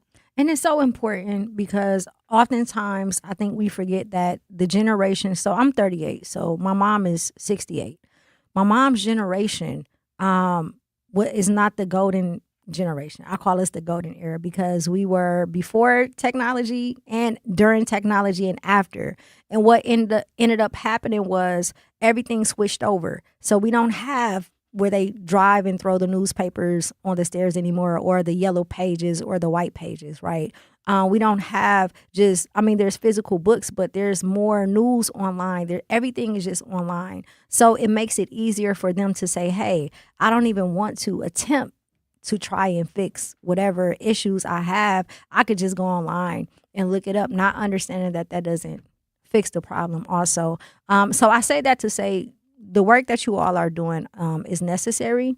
I wish that, we had more people who understood how necessary it is, and however I can contribute to making sure that those resources are available to people that need them, I will, because I don't know the stats on this specifically, but if I'm not mistaken, there's a lot of adults who have, the percentage of adults who have issues with literacy is probably higher than students who are currently enrolled in middle school and high school. Yeah, and for every year when we look at our graduation rates in the city, oftentimes that's the focus is on the rate itself. But we have to also ask ourselves, what happens to the percentage that doesn't complete? Yes. And then again, it just becomes this and we all know, Barbara and I we picked the date for this event a year ago, and I think we were we've never planned that far ahead. Yeah. And scary. Why did it come so fast? Yeah. And I only use that analogy because it does. Life goes really fast. Before you know it, it's 3 months. I still haven't sent out thank yous for my wedding. It was 12 months. No, but again, how can people that need your services, how can they reach out or contact you? So you can go on our website. The pandemic did some wonderful things for us. It brought us into the 21st century. So you can sign up for a registration appointment right on our website, which is just www.literacyservices.org. Okay. And we have all the information about how to enroll, how to sign up for classes. And again, we have 8 locations. So we really believe that folks shouldn't have to just come to one centralized location. Yeah. We make sure that we're in as many spaces as possible, making sure that our services are accessible. And I will also say, because folks ask me this sometimes, our services are entirely free. Wow. So no one has to worry about the cost. We've had a few students who enroll in our HSED program and then think there's a cost. There is not. And then we also partner directly with MATC and WCTC. So many of our students are in that HSED program, and they're also oftentimes concurrently enrolled in a college program. And our goal is to always make sure that we are driving our students towards whatever their dreams are. Our friends at WRTP Big Step, we also do a construction and manufacturing trades HSED. It's it's one of my favorite programs because folks are earning their HSED at the same time that they're getting those certificates in the building trades. So we have so many options, and we're kind of like, we're like a quiet organization overall. But I think it's more because we like to make sure that we're providing a safe space for our adult students and to come that is to. not transactional. Yeah, exactly. Exactly. So I would love to connect with you outside of here and provide these resources as an option for the high school I work at, for their families, for their parents, and whatever other connections I have in any other schools, because it is important. And as an educator, I do run into parents who need assistance, but they're afraid to say, hey, I have an issue with helping them. And that's where we can pass them off to an organization like you, to where they don't feel, the nervousness of telling us that they don't know how to read or whatever their issues are. We have to go to break. When we come back, we are going to dig into this event that you guys are having this Friday. I'm excited about it. Unfortunately, I wish I could come, but it's during my segment, literally from 4 to 7, Monday through Friday. Bring but the mics. We're going to figure it out. Right. I know, right? Do not touch that dial. It's your girl, Jazz Tyler. We're going to finish this conversation when we come back. 1017 The Truth. Milwaukee, can you still afford to keep your lights on? Bills are up, shut-off notices are up. People are choosing between the electric bill and groceries. And now, We Energies wants to build giant data centers and then send the bill to us. Low-income, moderate-income families and renters, seniors on fixed income. If you're against paying for someone else's power, if you want the power, you pay for the power. Tell the Public Service Commission. Comment now or come speak at Marquette the first week of September. Go to walnutway.org. The possibility of lung cancer can be pretty scary, especially if you're one of approximately 8 million current or former smokers at high risk. That's why SaveByTheScan.org wants you to know that now there's a breakthrough low-dose CT scan that can detect lung cancer early, and it only takes 60 seconds. You stop smoking, now start screening. For an easy quiz to see if you're eligible, visit SaveByTheScan.org. It could save your life. SaveByTheScan.org is brought to you by the American Lung Association's Lung Force Initiative and the Ad Council.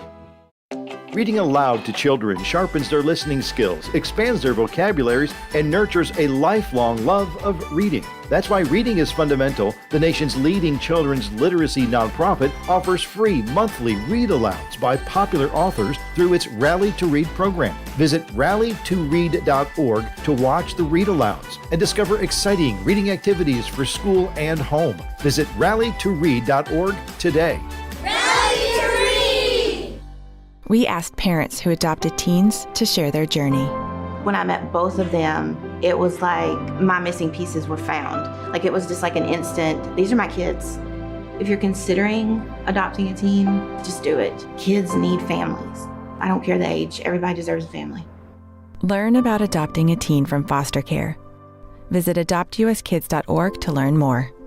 A message brought to you by Adopt US Kids, the U.S. Department of Health and Human Services, and the Ad Council. Not completing high school is more of a social thing than it was an academic thing. Even though all these years have passed, I still had that longing to have my diploma. At age 30, Carissa finished her high school diploma. If you're even considering getting your high school diploma, you can do it. No one gets a diploma alone. If you're thinking of finishing your high school diploma, you have help. Find free adult education classes near you at finishyourdiploma.org. That's finishyourdiploma.org. Brought to you by the Dollar General Literacy Foundation and the Ad Council. She loves me so, and this I know for sure. 1017 The Truth. It's your girl Jazz Tyler. We are live and direct, and I have Barbie, the book fairy, and LSW sitting here with me. We are talking literacy, but not just for youth, also for the adults.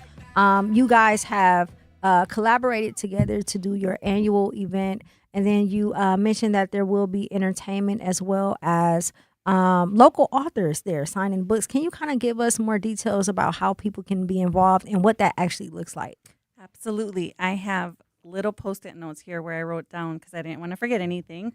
But we do have participation from local bookstores that'll be providing crafts and activities. We have face painting lined up. We have 4 face painters, including Areli. Wait, are you face painting this year? Yeah, she's face painting. The fact that she knows how to face paint. Oh my is gosh, amazing. she's really good. Yeah, she's really good. And we'll have face painting. Of course, I said our vendors for our resource fair. And we have vendors really from all over Milwaukee. Well, not vendors, we're not selling anything, but resource fair participants from all over Milwaukee. This year when we posted, I had tons of people reach out. So I'm very excited to just see the diversity and the people that are participating in our resource fair. We're going to have a open play soccer session with Brillantes MKE, which is an all-girls soccer club, and they do coaching and things like that. So they'll be there. I have to shout out our general manager, Biko. He is a huge soccer fan, and his son is involved in soccer. So, Biko, if you are listening, there's going to be soccer there. There will definitely be soccer there. They have different size goals that they're going to bring, so depending on who gets involved, but they'll be there. And then I will talk about, and then we have Bembe Drum and Dance, and they're going to be playing son jarocho music. And these are students that are playing music that is specific to Veracruz, Mexico. Yeah. And they've been practicing for a long time, and then they bring out something that they call a tarima, and it's like a little wooden stage. Yeah. And they come and they dance, and it's just a really beautiful celebration. And then we have Charles Grant and the Milwaukee Flyers, who will be performing that day as well. Shout out to the Milwaukee Flyers. Mm-hmm. Oh, so entertaining. They really are. And then we also have a story time. And I think this is very important, especially because as we look forward to the event in the future, we really want to find an opportunity to support local authors. Yes. So this year we have Elia Ana Hill, who is an author and illustrator. And her, when she illustrates her books, she uses cut paper. She's Puerto Rican. Uh-huh. And she's been involved with this event for a couple of years as an attendee. So she's come, and she's going to come and do a story time, and then she will sign her books and then give those away at the event. That is amazing. So I have a question. Yeah. I've always wanted to do this. My daughter does too, but I never knew where to start it. So I have a 19-year-old, an 18-year-old, and a 9-year-old. And my 9-year-old, her name is Callie Rain. She wants to illustrate her own book. How do I go about doing that? So I'm going to say talk to Elia, because she's also going to be hosting a craft. Okay. So there'll be an opportunity to interact with her, and she can talk about her process as an author. But she's also really into kids art. She has, I'm pretty sure it's 6 kids, but she's gonna correct me if I'm wrong. She has 6 kids, so she's been really nurturing them to, also be artists themselves. Yeah. And hopefully, they'll also kind of follow in her steps as far as illustrating and writing books. But she'll be on site to talk about that. I think it's really about leaning into the work and putting yourself out there. Yeah. Like I said, we'll also have some participation from local bookstores, so we can also talk and find out how we can connect with publishers. Yeah. We also have one of our resource vendors. It's Confianza Collective, and that means like Confidence Collective. Yeah. And Rachel hosts writing workshops. Okay. For people who want to write. So how can local authors get involved with being a vendor, or just what you guys have going on overall? Call me. How can I reach you? So you can go to our Facebook page. It's Barbie the Book Fair. Barbie is spelled Barby. You can find me on Facebook. I'm on Instagram.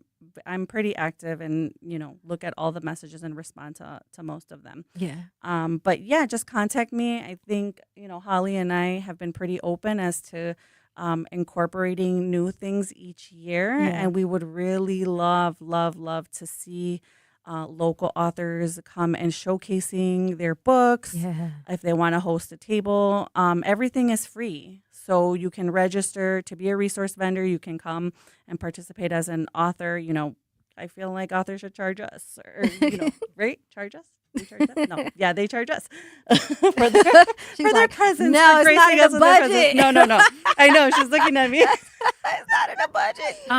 I mean, we're always looking for donations as well.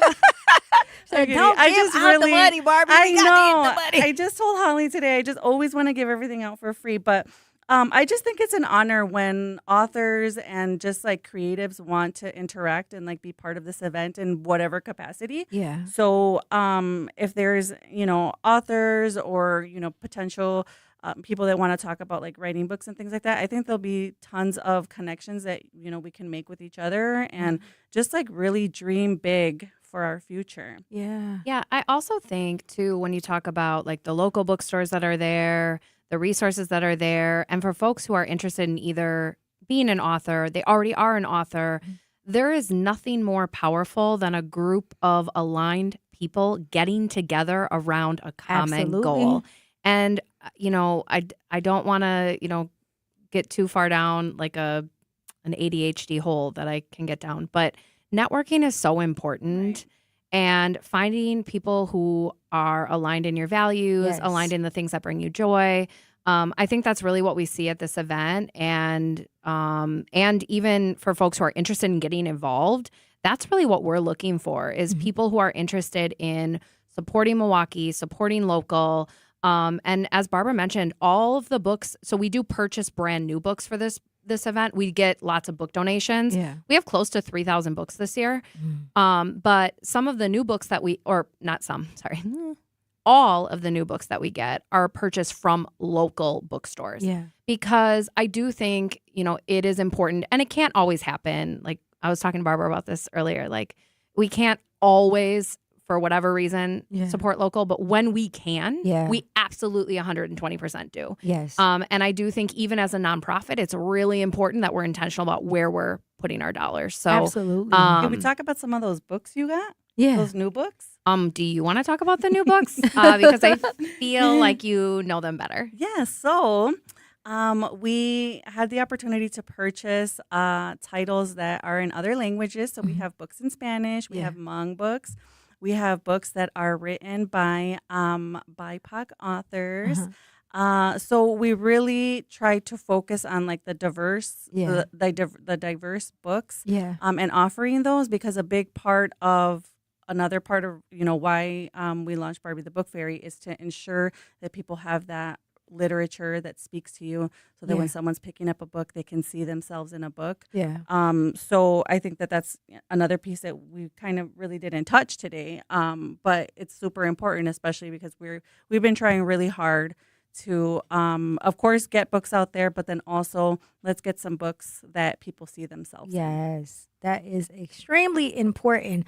Before we get out of here, I have my last question. What would you want a family attending Milwaukee's biggest free library to walk away with? Lots of books, new friends, a renewed sense of joy in turning pages on a tangible object. I think you talked about that. Yes. We all, and I'm guilty of it too, so no judgment. I love audiobooks. Yeah. and audiobooks are great.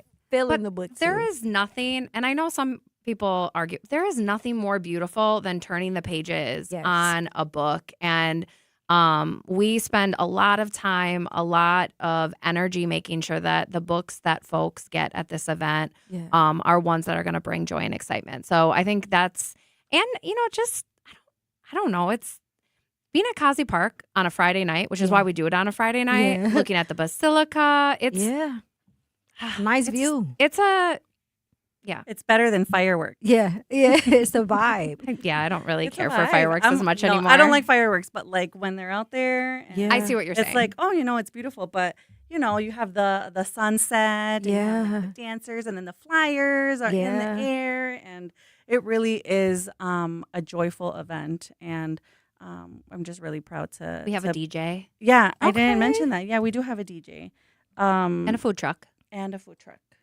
So our first year having a food truck. I want to first of all, I thank you both so much for coming today and providing this information.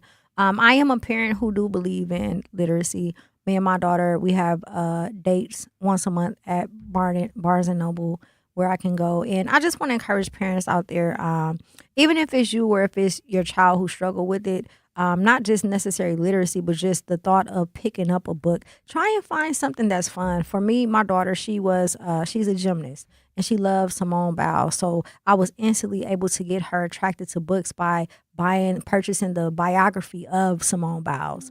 And then that made it easier for her to, or, even if it's something as simple as Stranger Things, Wednesday, whatever it is that they like, just something to introduce them to reading overall. And then you can, elevate as you go on. But again, thank you guys so much for joining us. Before we go, do you guys have any shout outs? Lupita, do you have a shout out? No. None of your friends? No. Oh, okay. I feel like I'm going to shout out my kids. Y'all did a rundown of your kids. I have 5 kids.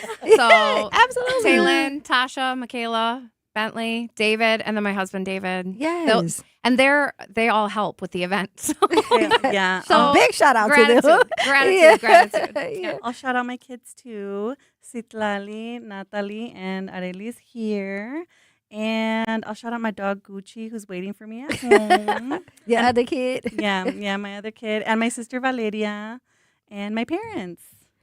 You're not even going to shout out your siblings? I'll shout out my sisters. Yeah.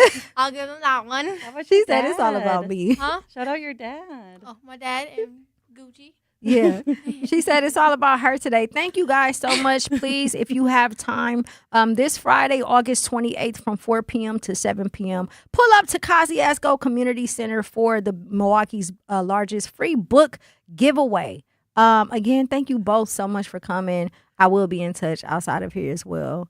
We have to go to break to pay some bills. Do not touch that dial. It's your girl, Jazz Tyler, 1017 The Truth. Life's better with Drive My Way from American Family Insurance because we know it's more than just a car. It's your escape pod, your adventure mobile, your memory maker. And we help protect the dreams that drive you. Personalize what you pay for auto insurance and you could save between 10 and 35%. American Family Insurance. Get a quote and find an agent at amfam.com. Products, pricing, and availability vary based on the way you purchase insurance and by state. Unsafe driving behaviors may increase your rate. American Family Mutual Insurance Company, SI, and its operating companies, 6000 American Parkway, Madison, Wisconsin.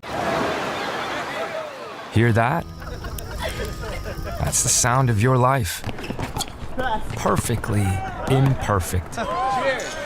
Beating in rhythm to the world you've created.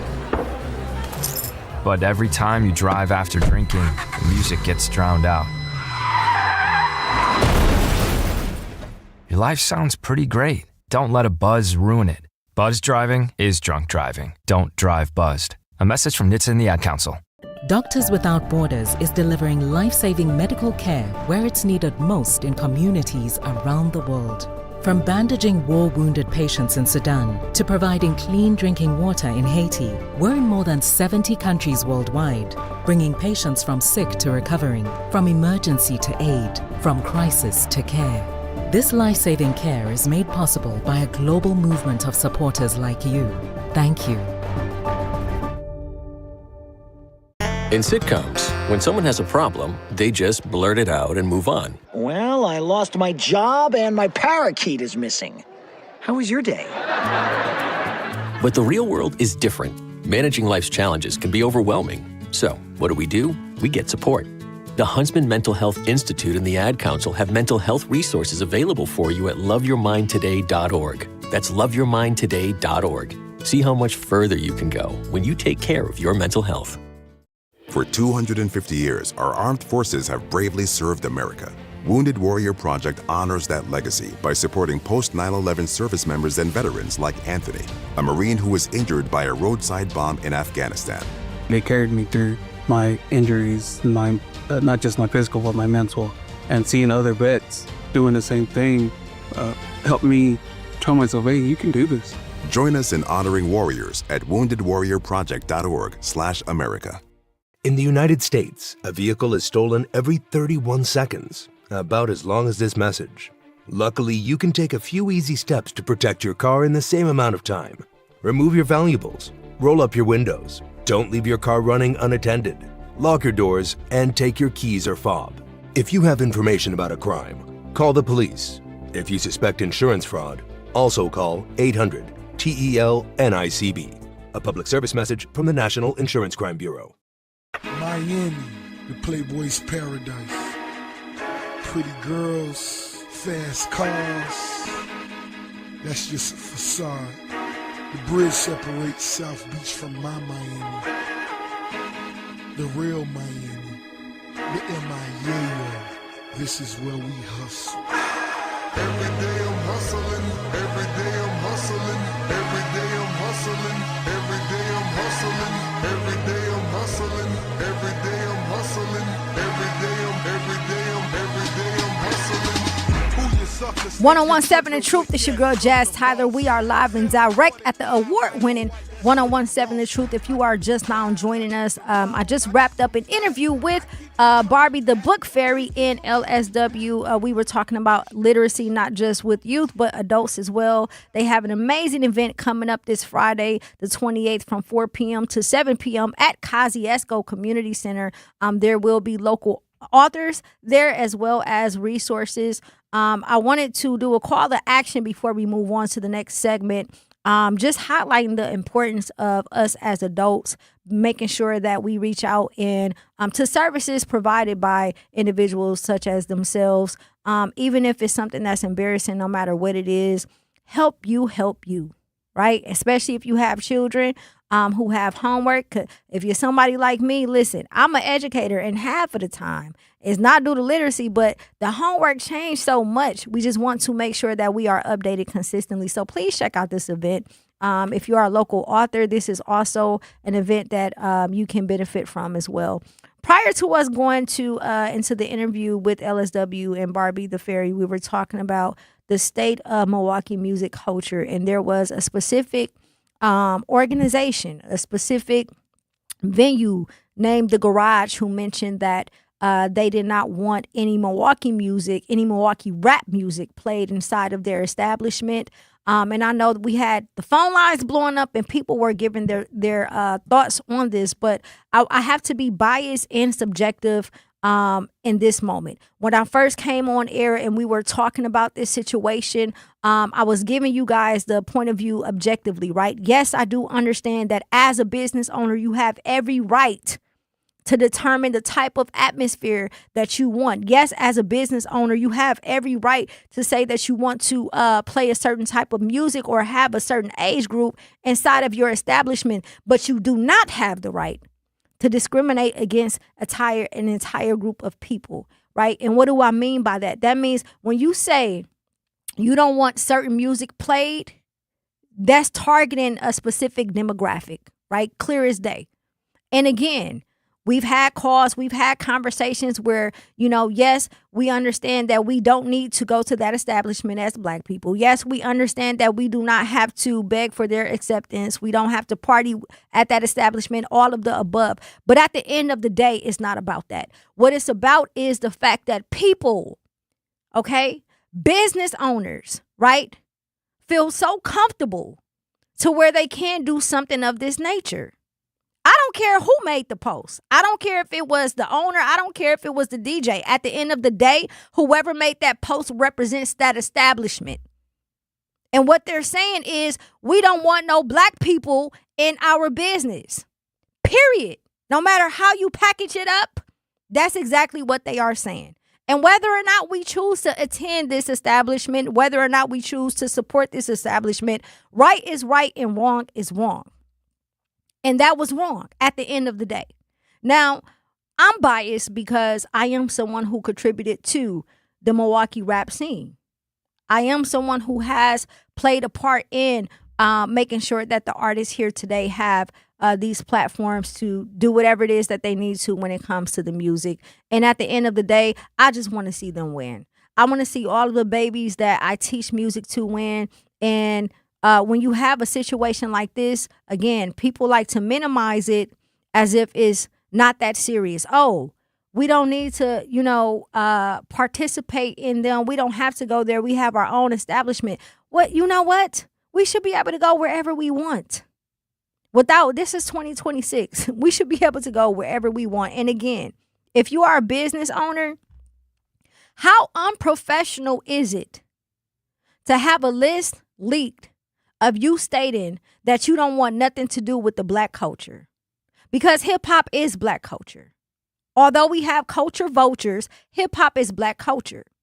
How unprofessional is it to send a list out saying this is not what we want, whether it was leaked or not?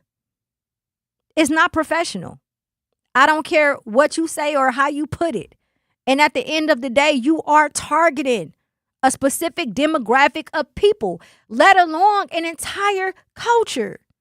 Y'all some generations may look at Milwaukee rap and say, I don't want to listen to that stuff anyways. It's violent. It's this, it's that. Not understanding that there's so much more. So many more artists who are a part of the Milwaukee music rap scene, who has absolutely nothing to do with making music that is negative. And this is impacting them as well. And again, it's a ripple effect. Well, one organization say, another organization may feel like they can play with the culture too. Or they may begin to treat you a certain type of way every time you walk into their establishment. We have a caller on the line. Tay, are you there? Yes, I'm here. Thank you so much for tapping in with us. How are you? I'm good. I just want to just give my thoughts and my opinions in regards to what you're speaking of. We really can't be mad. If they don't want to play that genre of music, that is their preference. That's like saying you going over somebody's house and you don't like the way they house smell and you want them to change how they clean their house. That's not fair. I understand your point of view, Tay, and I agree. And I talked about this earlier that it is absolutely okay for an establishment to say that they want their business a certain type of way. My issue is when you go public with it, right? And you can say it's leaked, but we know that people do what they do on purpose. When you go public with it, now I'm thinking in a business stance. How unprofessional is it to go public and say that we don't want this specific genre of music or demographic? It's no different than a restaurant saying you can't come in here smelling like weed. No different. But it's not that. It's check your people. You don't get mad at them. They're running a business. They have to pay bills. And if that type of crowd is bringing their business in the negative, they have to do what they have to do for them. And I'm not disputing that. They're not running their business so that we can come. They're running their business so they can make money. If you don't like it, then go somewhere else. Or how about if you don't like it, build your own. Right. Have your people, all of your people that are in rap that's positive, all of y'all come together and do something on your own. Build your own.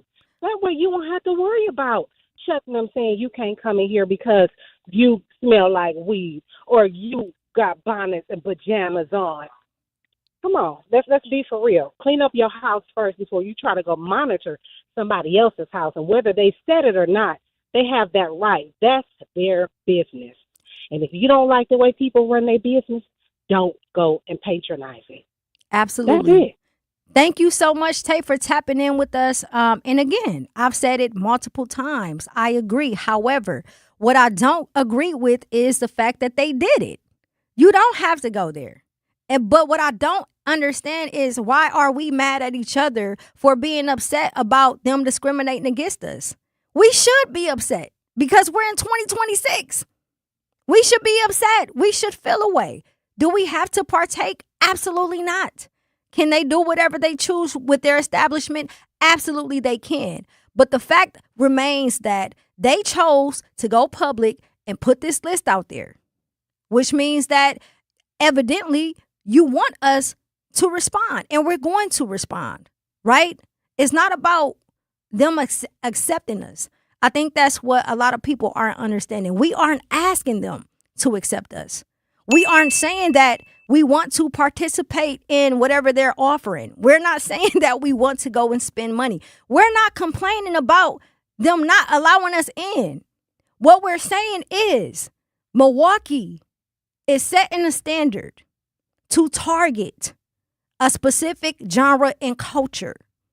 That's what I'm saying. Whatever, we got going on as a people, again, to your point, to her point, we got to clean our own house. But this isn't a conversation about being accepted. This is a conversation about right is right and wrong is wrong. The same way we talk about politics, the same way we bash MPS and the school system, all of that stuff. I was just talking last week about MPS having over 100 cases of students being discriminated against when it comes to suspension and expulsion. That doesn't mean all black parents are going to remove their children out of MPS. But what it does mean is that we have to highlight what is happening in our city. In case people forgot, there are real artists here that make money off of the music that they make. We're not just talking about the artists who make negative music. There is real life artists here who make money off of their craft. Touring too. So you're targeting, again, an entire culture. We have another caller on the line. Charles, are you there? So you're targeting, again, an entire Charles? culture. We have another caller on Hello. the line. Hi, Charles. Thank Hello. you so much for tapping in with us. How are you? I'm doing pretty good. How you doing today, guys? I am well. You have a comment good. on Hey. the situation that happened at the garage? I really, really do. You know what, man? I mean, I'm being totally honest. Okay, like, say if you had a club, right? It's called the Yellow Club, right? And you want people to come in there wearing yellow because you just love yellow. You love it. And I'm like, well, hey, we're the red crew, man. We would have come in there. We feel really disrespected that you don't want the red people coming in there. Dude, it's your business. You can allow anybody in your business that you want to because it's your business. Now, I understand that you feel some kind of way. I'm black myself, but I don't care. I don't want to go nowhere that people don't accept me anyway. I don't want to hang out somewhere and people acting fake like, hey, welcome to our establishment. Spend your money here, but we hate you. You see what I'm saying? If they're telling you up top that they don't want us there, hey, I'm clapping. Thank you for letting me know before I came in there and spending any of my cheese. They'll let me know. I mean, that's totally cool with me. We don't need to be places where people don't want us at anyway. And as a matter of fact, seriously though, like you said, it's time for us to clean our own house.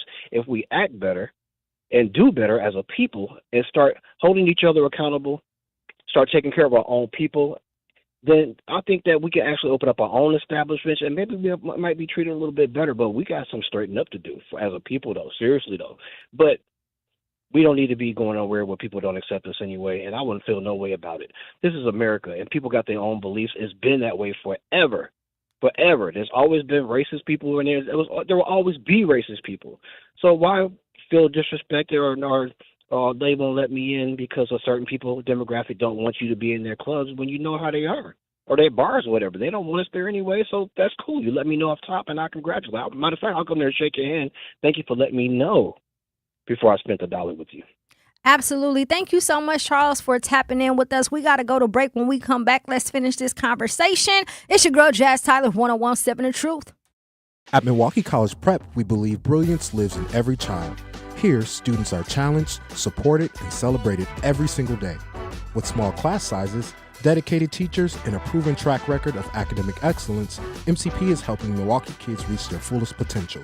Enrollment is still open for grades K-3 through 8. Spaces are limited. Apply today. Give your child a school where they'll thrive. Visit mkeprep.com or call today. Milwaukee College Prep, brilliance lives here. I always had to be so good, no one could ignore me. Carve my path with data and drive. But some people only see who I am on paper. The paper ceiling, the limitations from degree screens to stereotypes that are holding back over 70 million stars. Workers skilled through alternative routes rather than a bachelor's degree. It's time for skills to speak for themselves. Find resources for breaking through barriers at tearthepaperceiling.org. Brought to you by Opportunity at Work and the Ad Council. I'm Chris Jakimick. I served in the United States Air Force and I deployed 3 times. So in 2017, I was serving as an Air Force First Sergeant. Our motto in that role is my job is people, everyone is my business. But unfortunately in that year, I would lose my own brother, Lance Corporal Adam Jakimick, to suicide.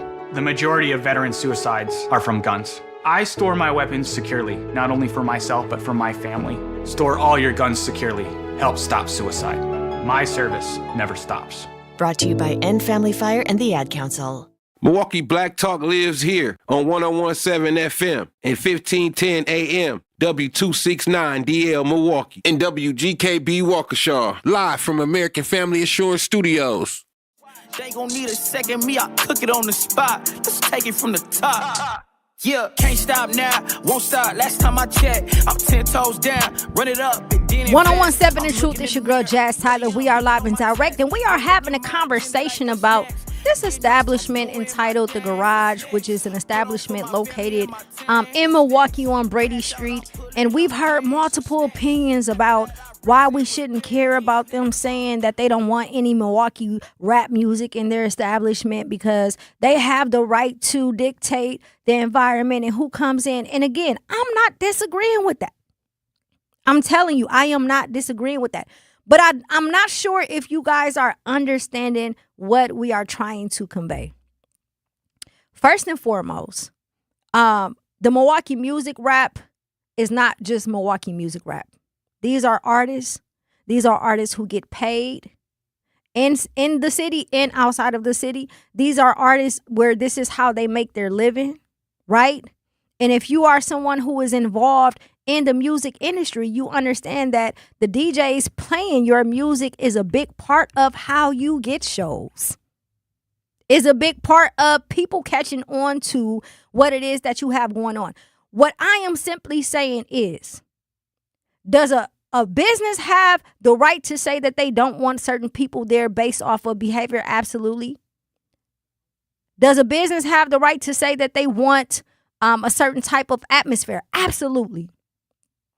But no matter how many times you guys continue to say, it don't matter, we don't need to go where, we're not saying that. We're saying that right is right and wrong is wrong. And at the end of the day, they are wrong. They are wrong on so many different levels. And I get it. Some of you guys just don't understand because it's either not your generation or you don't care about the Milwaukee music scene. But let me break it down for you for a quick second. I started making music in Milwaukee at 12 years old, right? I started making music because it was the very thing that took me out of my environment mentally. It was the very thing that saved my life. Although I was multi-talented and I've done multiple things, music ultimately was what helped got me to where I am today. By the time I was 15, I was able to enter into the music industry. By the time I was in my 20s, I was working with industry people. Everything that I have now has been as a result of me doing music. You understand? So when you guys say, oh, we shouldn't go wherever they don't want to play us, you're looking at it in a subjective way because it doesn't benefit you or because you don't understand how it impacts and affects everybody else. There are real artists in this city that need the support because this is how they feed their family. There are people that put in work to make sure that artists does have the support of the city and that they're able to be an artist. But most importantly, despite of how anybody, I've never stepped a foot in the garage. Ever in life, I have never, ever stepped a foot in this establishment. So for me to sit back, if I was to say I don't care, That would be a slap in the face to everybody who does benefit from having their music played who are Milwaukee artists. It's already hard enough for us to get our name on the map, period. And again, I'm going back to the same point. Right is right and wrong is wrong. I don't care if it was a black establishment. If a black establishment said that we don't want to play any Milwaukee rap music, it's going to be a problem there as well. Because you are specifically targeting a certain demographic of people. Mind you, you can't go to Los Angeles. You can't go to Atlanta, certain places, and do that. Yes, we had a caller who called in from Memphis, right? But his point of view was regarding some internal wars.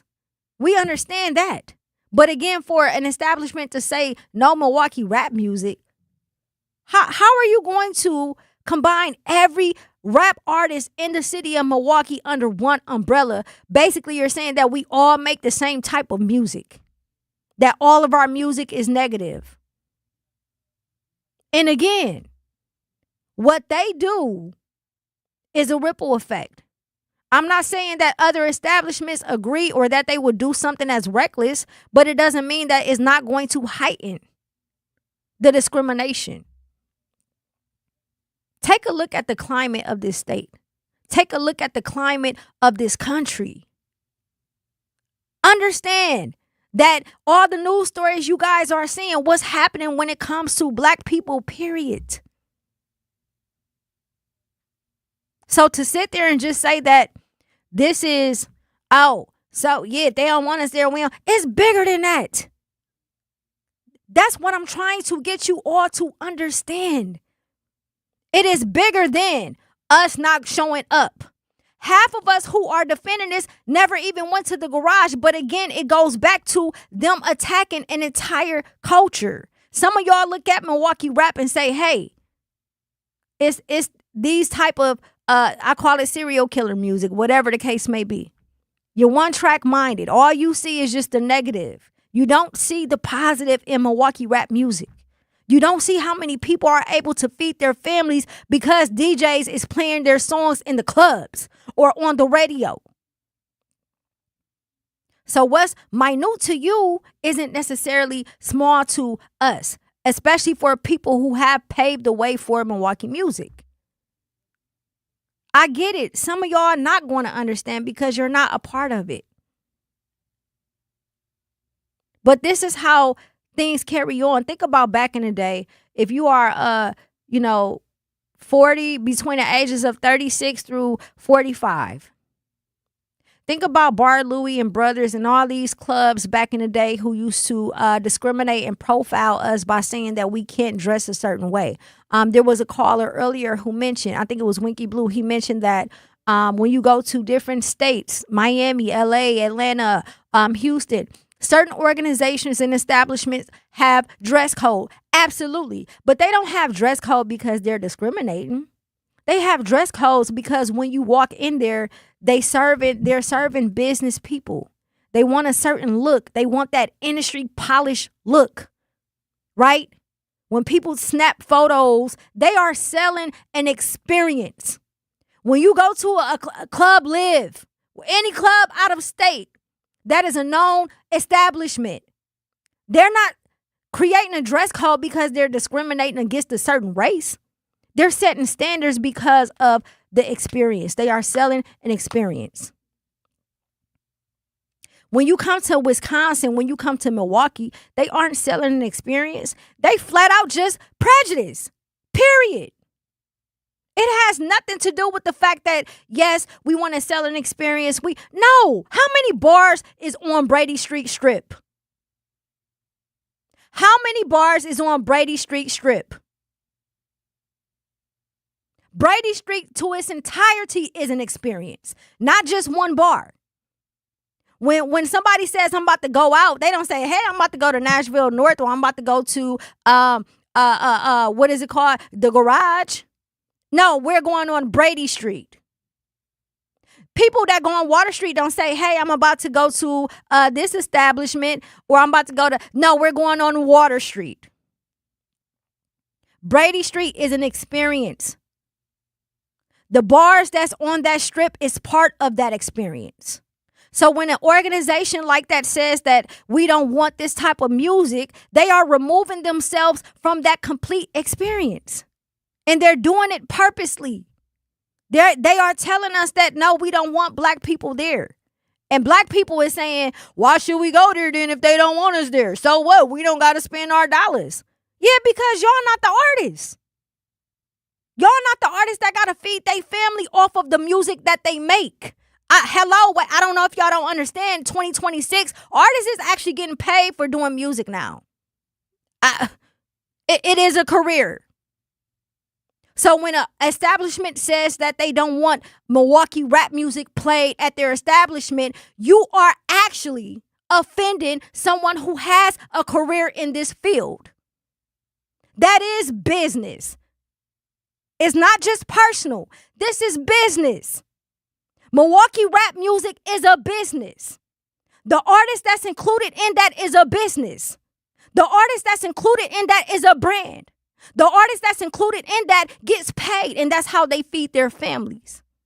Brother Z, you are a DJ who actually DJs on Brady Street. Yep. What's your take on this? See, it's crazy. Now, I saw this list 2 weeks ago, actually. I saw this list on my friend's story, and I replied to it. I said, is this real? This can't be real. And sure enough, it is a real list. And the thing that really, really got me was when this manager or whoever sent out this text said no remixes. Now, anybody that knows DJs, you know that we can make an edit. We have other edits. We have flips of songs. We can make a flip on the fly. We can pre-record it, whatever the case is. And so now you're telling me that I can't take a Sexy Red lyric, even if it's a clean song, and put it over a Taylor Swift beat just because I'm playing Sexy Red? Or I can't take a Lil Baby beat and put it over a Maroon 5 vocal because it's a Lil Baby or a Metro Boomin instrumental, because Metro Boomin was on that list and he makes damn near half of the hip hop and rap. Even of the artists that aren't on that list.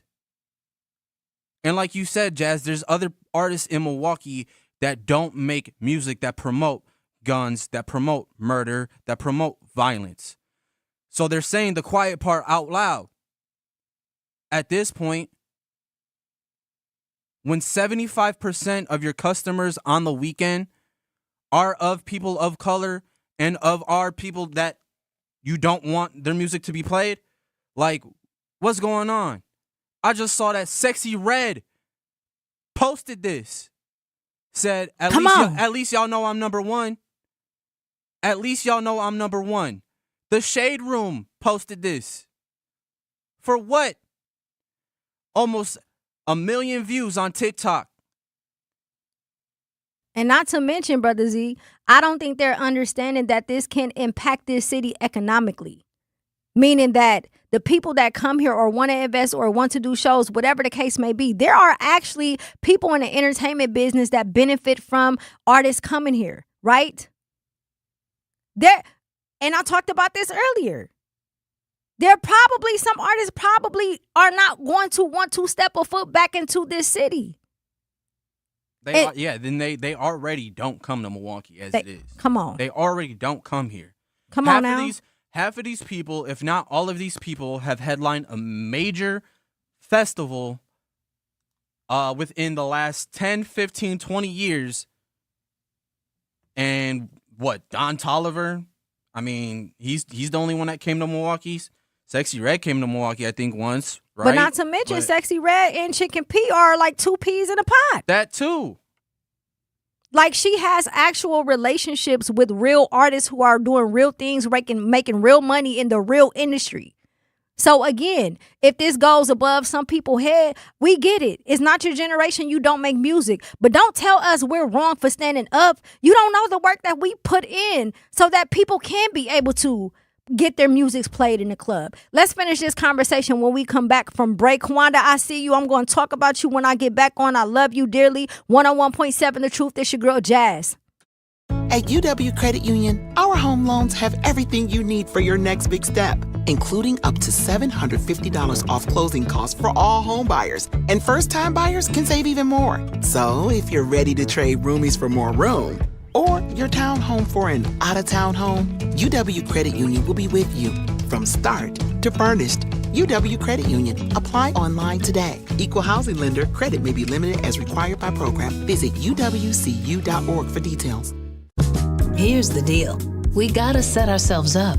See, retirement is the long game. We gotta make moves and make them early. Set up goals. Don't worry about a setback. Just save up and stack up to reach them. Let's put ourselves in the right position. Pre-game to greater things. Start building your retirement plan at thisispretirement.org. Brought to you by AARP and the Ad Council. For 75 years, the Muscular Dystrophy Association's voices have thundered through the halls of Congress. For 75 years, we've willed the impossible into existence. For 75 years, the MDA community has pushed the science, shifted the narrative, and established the field of neuromuscular medicine. And until that day when this is all a thing of the past, you couldn't stop us if you tried. Join us and celebrate 75 years of breakthroughs at MDA75.org. Talking about guns with others might not always feel comfortable, but it could save a life. Here's a way to start a conversation. Your family is going over to your neighbor's home for dinner for the first time. How would you ask if there are any unlocked guns in the home? Hey, we're so excited for tonight. Before we come over, though, may I ask if there are any unlocked guns in your home? Our guns are stored securely, locked in a safe that the kids can't access. Awesome. Learn how to have the conversation at agreetoagree.org. Brought to you by the Ad Council. Wherever there's a need in our communities, there's a United Way. Improving lives so everyone can thrive. Where more people can gain access to healthcare and nutritious food for their tables. Where more community members can benefit from financial education and get connected to local resources for housing support. And where children are given more chances to reach their full potential. Community is where we find our strength and where we share our hope. United is the way. Visit unitedway.org. Are people around me safe when I vape? Science does not support that belief. Exhaled vape emissions linger in the air, affecting indoor air quality and bystanders in the same space through secondhand exposure. Vaping emissions can also accumulate on clothes, hair, dust, and furniture, leading to exposure risks to bystanders of all ages. And vaping around a pregnant person can lead to serious health impacts on fetal and childhood development. Enough with the puff. Learn more at ul.org/vaping.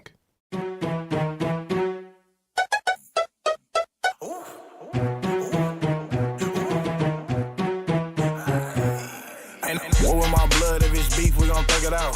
Mac 90 with a 50, put it down. Ain't no scary around here, but it's for real. Catch you lacking, ain't no playing, we gon' end it here. I done shot it. 101.7 The Truth. Is your girl, Jazz Tyler. We are live and direct. Shout out to the chat. THK Leesky said, definitely 100. Nurse Kawanda said, thank you, Jazz, for everything you've done for me and our family. Bub would be proud, 100. I just hate my mind when it went blank when it comes to that. So again, I want to thank you publicly.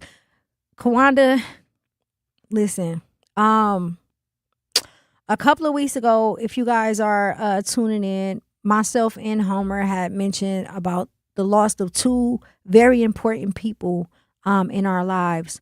Smalls, aka Joseph Jackson, aka Smalls, and Charles Duke, aka Bubba. Both actually were artists from Milwaukee. Both have done some amazing things in the music industry in the city of Milwaukee and the outside Milwaukee as well. And Kawanda, I want to say to you publicly as well that I'll always be here despite of whatever. It's been rough. It's hard. Some days we up, some days we down. But baby, we gonna get through it. I promise we are. We are going to get through it. I love you dearly. To Smalls family, I love y'all dearly. These are two people who meant a lot to me, and who contributed to the music scene in Milwaukee as well. And I'll continue to be here for both families. And I thank you, Kawana, for tapping in today, because I know that your mind is all over the place. And I know that you're in the process of planning a funeral and you still found time to tap in. And I love you so much for that. Thank you to those who are joining us. We've been talking about the situation with the garage and that list that came out. And honestly, I'm not here to battle with people who don't understand. I'm not here to continue to go back and forth with you about it, because those who get it, get it. Those who don't get it either don't, or they just don't want to.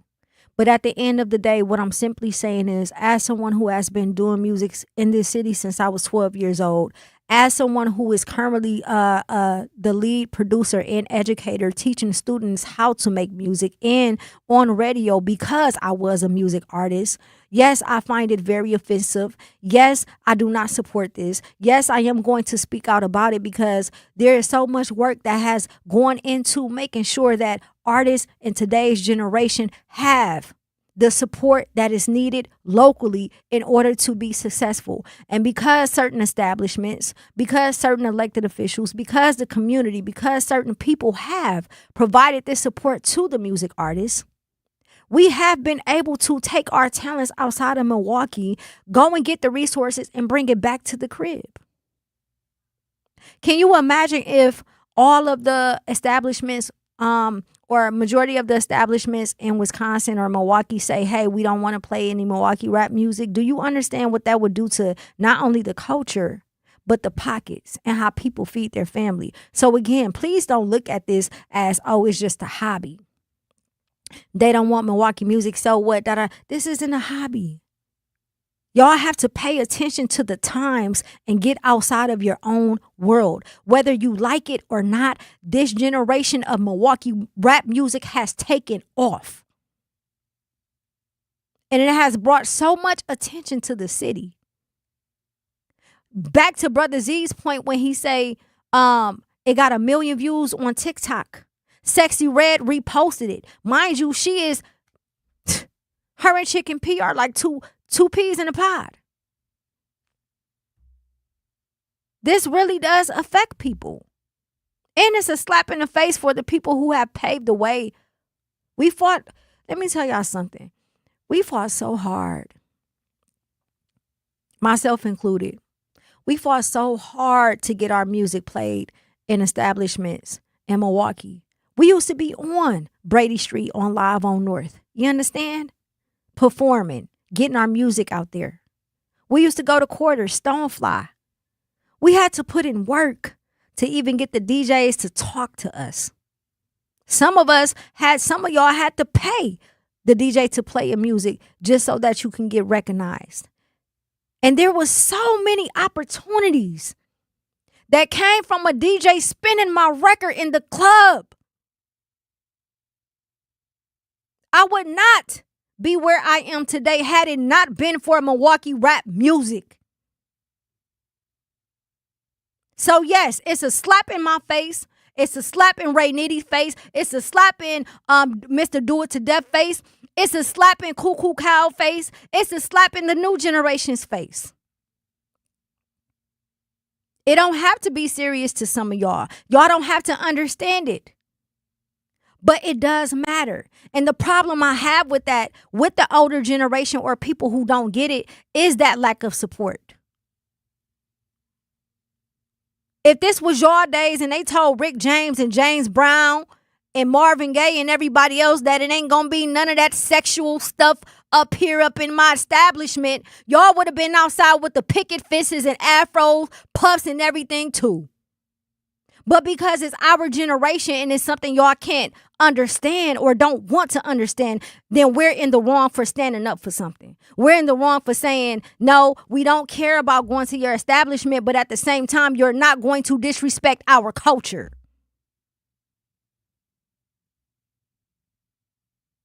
I don't think y'all understand the masses of what just happened. And if you don't understand, eventually you will. Now, in other news, Brewers Black Culture Fest.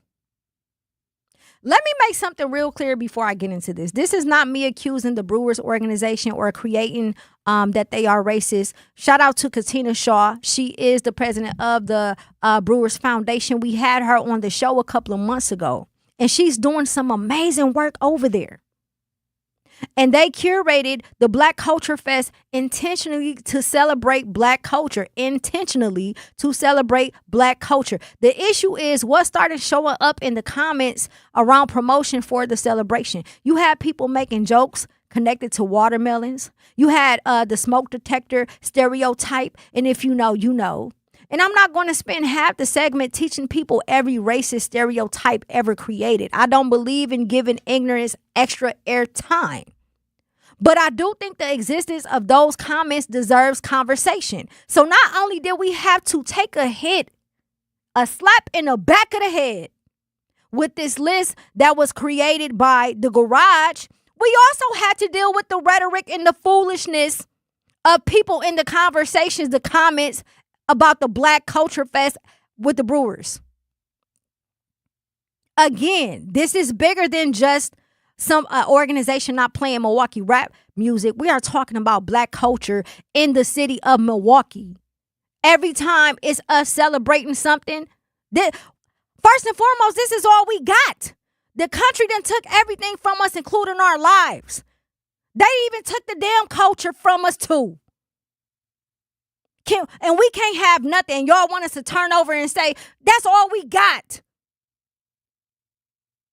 We already have enough culture vultures. Let us have something. You don't have to like it. I don't like all of it, but goddamn it, it's ours. We have a caller on the line. Eastside Corey, are you there? How you doing, girl? I am see doing you preaching good. the word. Thank you for tapping in. I love your energy, sweetheart. I love when you get loud, girl. You're like, oh, she's getting loud now. You know what's so stupid is that I'll be driving and I'll be at the stoplight. I'll hear some boom, jitty, boom, boom, boom, heavy bass. I'll look over and some white people listening to some good old rap. Come on now. I'm like, look at these children. They look at me and they like, hey, little black guys looking at us. Hey, we're cool. I'm like, girl, come on. Come on now. You know, they're so desperate to be hip and cool. This is nothing. We've been doing this for the last 100 years since jazz came on the scene. Come on now. Louis Armstrong. They call that jungle music. You know, and he was da-da-da-da-da-da, and they were like, ugh. And everybody wanted to imitate it. Everybody wanted to dance. And then they came up north. You could play at the Cotton Club, but you had to come in the back door. You couldn't come in the front door and have your friends come see you. Only whites only sitting at the chairs. Yes. You know, it took certain artists to say, like Lena Horne and Diana Ross and all Miss Baker, the French lady. You know, she went to France to go all the way to France to get acknowledged, and then she came back to America, and they were like, "You can play in the Ziegfeld Follies, honey, but you can't come through the front door." Yes. And she said, "I bet I will." Yes. Because she got a dose of, see, the French like authentic people. They like the artists. They worship the art, the purity of it.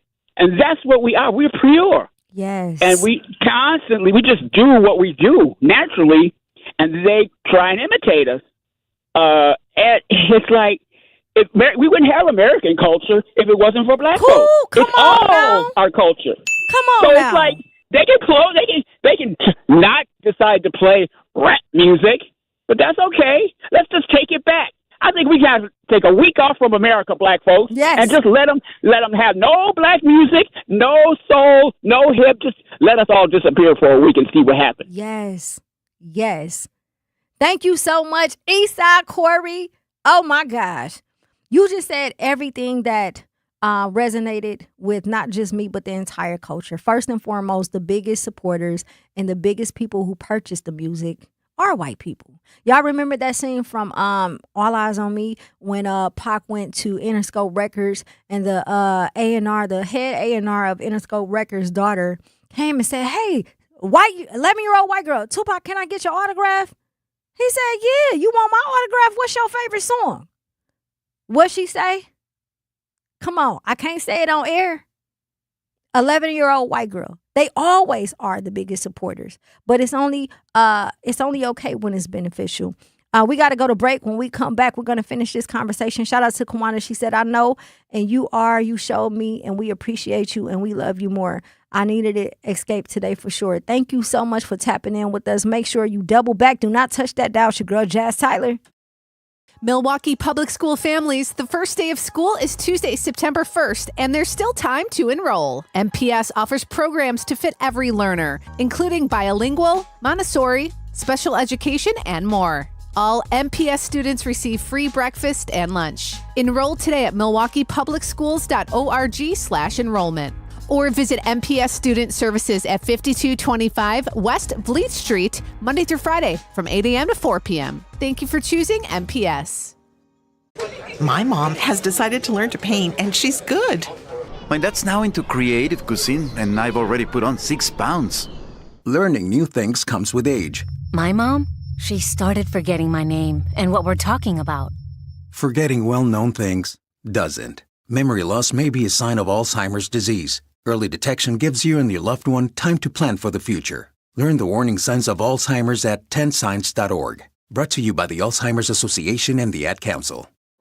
The possibility of lung cancer can be pretty scary, especially if you're one of approximately 8 million current or former smokers at high risk. That's why SaveByTheScan.org wants you to know that now there's a breakthrough low-dose CT scan that can detect lung cancer early, and it only takes 60 seconds. You stop smoking, now start screening.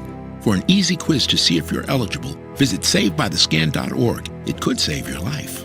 SaveByTheScan.org is brought to you by the American Lung Association's Lung Force Initiative and the Ad Council. Reading aloud to children sharpens their listening skills, expands their vocabularies, and nurtures a lifelong love of reading. That's why Reading is Fundamental, the nation's leading children's literacy nonprofit, offers free monthly read-alouds by popular authors through its Rally to Read program. Visit rallytoread.org to watch the read-alouds and discover exciting reading activities for school and home. Visit rallytoread.org today. We asked parents who adopted teens to share their journey. When I met both of them, it was like my missing pieces were found. Like it was just like an instant, these are my kids. If you're considering adopting a teen, just do it. Kids need families. I don't care the age, everybody deserves a family. Learn about adopting a teen from foster care. Visit adoptuskids.org to learn more. A message brought to you by Adopt US Kids, the U.S. Department of Health and Human Services, and the Ad Council. Baby, you make me believe I could fall in love. I just thought me like your body on Monday. 101.7 The Truth is your girl, Jazz Tyler. We are live and direct. If you are just now joining us, we've been talking about the comments made about the garage, and I also was speaking about the incident that happened with the Black Culture Fest, right? So there were comments. Not only are we dealing with Black people, not only are we dealing with ignorant owner, staff, whoever runs and operates, or whoever idea was to put this list out, we are also dealing with racist comments being made about the Black Culture Fest that the Milwaukee Brewers threw with, I believe, Raynell. I'm not sure if he was a part of it, but I know that to some degree he was. And again, these are the things that we consistently deal with. These are the things that we have to face on a day-to-day basis, and somehow we are just supposed to be okay with it. Why can't Black people have one event without somebody doing this? I mean, damn, y'all done took the country. We don't got reparations. Y'all done took the culture. Y'all done redlined us from purchasing homes, right? When we go to work, we have to face battles, not only with white people, but our people too. Y'all take our babies from us. Y'all have split our families up and dismantled the household with a 2-parent household. And you telling me that we can't even have something as simple as music? Might I add, every genre of music that y'all ever created came from us. The blues, the country ain't nothing but blues. Country music is nothing but blues. Rock and roll, who started it? The clothes y'all kids wear. Y'all love our culture when it's beneficial. But then when you get tired of it, you try to make it an issue. You want to act like, oh yeah, we welcome everybody. We want y'all to have a good time. Now again, I'm okay with people running their business how they want to. But what I'm not okay with is a business owner being unprofessional, discriminating publicly. Then you have the Brewers Black Cultural Fest. And again, my question is, why does a Black cultural celebration make some people so uncomfortable? When you have German Fest, you don't see Black people comment under there talking crap. We actually go. When you got the Mexican Fest, the Greek Fest, the Irish Fest, all of that, we support it. We do. Because it's America. That's what we do. This is America. That is what we do. Why is Black Culture Fest treated differently? Why was it treated differently? Why does someone seeing the word Black immediately feel like something is being taken away from them? Hip hop doesn't feel foreign. It's everywhere.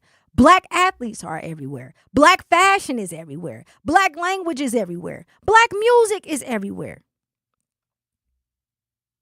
But then the moment you identify the culture as Black, somebody suddenly says, why does it have to be about race? That is so fascinating to me. Because if it wasn't a problem when you were consuming it. It became a problem when the source was named. Does Milwaukee love Black culture, or does Milwaukee love what Black culture provides? Does Milwaukee love Black culture, or does it love what we provide? When you say remove hip hop or Milwaukee rap music, I want you to go and take a look at Steve the Stoner video or Big Frank when they are on college campuses up north. And it ain't nothing but white kids there. Okay? When you say remove Milwaukee rap music, I want you to go back and look at the history of the song Bow or In My Projects by Cuckoo Cow and what it has done for Milwaukee culture. The very people who are making these comments, I'm sure their children love Black culture. I'm almost positive they do. And it just eats them up inside. The fact, I do want to say this, the comments that were made about the Black Culture Fest for the Brewers is not a reflection of the Brewers Foundation. How do we know this? Because we sat down with the president, Katina Shaw. I've personally been there and seen the work that her and the staff and the players have done when it comes to the community and Black people in general. And it's not nothing that's being is politically correct or anything for cameras. No, they are genuine when they do it. They can't help that they have racist pricks commenting under their statuses. But again, this is Wisconsin. And what if Wisconsin don't do nothing, baby? It's going to remind you that you're Black, your ass is Black. Wisconsin going to remind you that you are a Negro, a colored. I promise you. Every chance they get. We can't have anything. We can't have anything. And it is crazy to me. It is crazy that we are living in these times and people make it their duty to go and comment on somebody's personal page to make racist remarks. For what reasons? We don't know. We never will. It makes absolutely no sense. So, I, Jazz Tyler, am going to speak for all my people when I say we's tired. We are tired. Okay? We are. Let me tell you about Black culture on a broader scale and what we're dealing with as Black people. Not only did we get this list put out about not playing Milwaukee rap music, but we got racist comments made on the Brewers page about the Black Culture Fest. We are currently 30 years later in the middle of one of the biggest murder trials in hip-hop culture. Might I add, the first rapper to ever be murdered that was a hip-hop artist, Tupac Shakur. We are dealing with the Nolan Wells case as well. We are dealing with other cases that has happened with officers assassinating Black men and women, and now they're finally going to trial or being charged. There are still unsolved cases of our babies as well throughout this entire country. There are babies who are being hung on trees. Then there's the Carmelo Anthony case that's happening also. Every time you look up in the industry, we're losing somebody. Not to add on how difficult it is for Milwaukee artists specifically to make it up out of here. Don't that sound depressing? Don't that sound like a lot? I want you to really think about everything you are paying attention to on a day-to-day basis. Everything that I just mentioned. These are things that's scrolling up and down our timelines. 24/7. These are things that we have to deal with on a daily basis. And for some reason, it's okay for people to call and tell us not to worry about it. We are tired. We've been tired. All we want to do is have fun and celebrate. I'm not speaking about the fools. Stop putting us all in one box. We all don't look alike. We all don't sound alike. We all don't like the same stuff. And most importantly, respect Milwaukee rap artists. Respect Milwaukee music. Support it. If you don't like it, cool. But it does not mean that it doesn't exist, and it does not mean that people have put in the work. The Black Culture Fest was for the babies. See, that's what I don't think people understand either. Oh, they made racist comments. Yeah, that event was for the youth.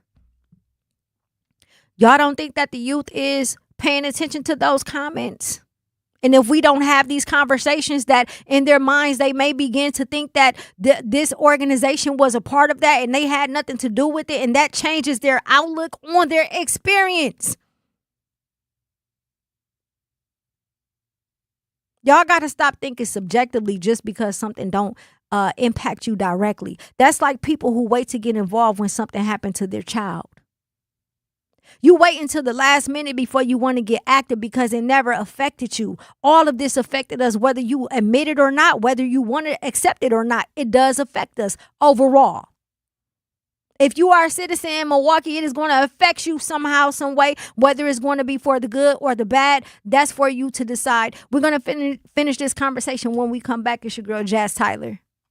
I'm Sherwin Hughes, and I know the power of Stars and Stripes Honor Flight firsthand. As someone who's been on an honor flight, I can tell you it's a day you'll never forget. Stars and Stripes Honor Flight gives our oldest veterans who served in any location in June of 1975 or earlier a free one-day trip to Washington, D.C. for veterans. Airfare, meals, a coach bus tour, and special flight apparel are all included. It's a day of honor, gratitude, and camaraderie. Veterans who served in the Vietnam or Korean War go to flysshf.org and ask for an application. Not completing high school is more of a social thing than it was an academic thing. Even though all these years have passed, I still had that longing to have my diploma. At age 30, Carissa finished her high school diploma. If you're even considering getting your high school diploma, you can do it. No one gets a diploma alone. If you're thinking of finishing your high school diploma, you have help. Find free adult education classes near you at finishyourdiploma.org. That's finishyourdiploma.org. Brought to you by the Dollar General Literacy Foundation and the Ad Council. Hear that? That's the sound of your life. Perfectly imperfect. Beating in rhythm to the world you've created. But every time you drive after drinking, the music gets drowned out. Your life sounds pretty great. Don't let a buzz ruin it. Buzz driving is drunk driving. Don't drive buzzed. A message from NHTSA and the Ad Council. Doctors Without Borders is delivering life-saving medical care where it's needed most in communities around the world. From bandaging war-wounded patients in Sudan to providing clean drinking water in Haiti, we're in more than 70 countries worldwide, bringing patients from sick to recovering, from emergency to aid, from crisis to care. This life-saving care is made possible by a global movement of supporters like you. Thank you. In sitcoms, when someone has a problem, they just blurt it out and move on. Well, I lost my job and my parakeet is missing. How was your day? But the real world is different. Managing life's challenges can be overwhelming. So, what do? We get support. The Huntsman Mental Health Institute and the Ad Council have mental health resources available for you at loveyourmindtoday.org. That's loveyourmindtoday.org. See how much further you can go when you take care of your mental health.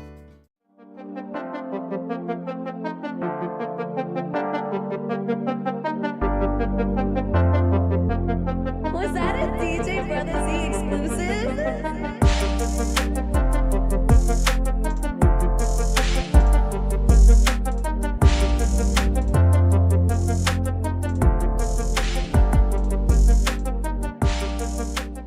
101.7 The Truth. It's your girl Jazz Tyler. Looking for a school where scholars thrive, teachers believe in excellence is the expectation. Milwaukee College Prep is still enrolling scholars in grades K3 through 8th for the upcoming school year with 4 high-performance campuses, award-winning educators, and a proven track record of academic success. MCP is helping more than 2,000 Milwaukee scholars build brighter futures every day. Don't wait. Limited seats are available. Apply today at MilwaukeeCollegePrep.com or call 414-264-6000. Milwaukee College Prep.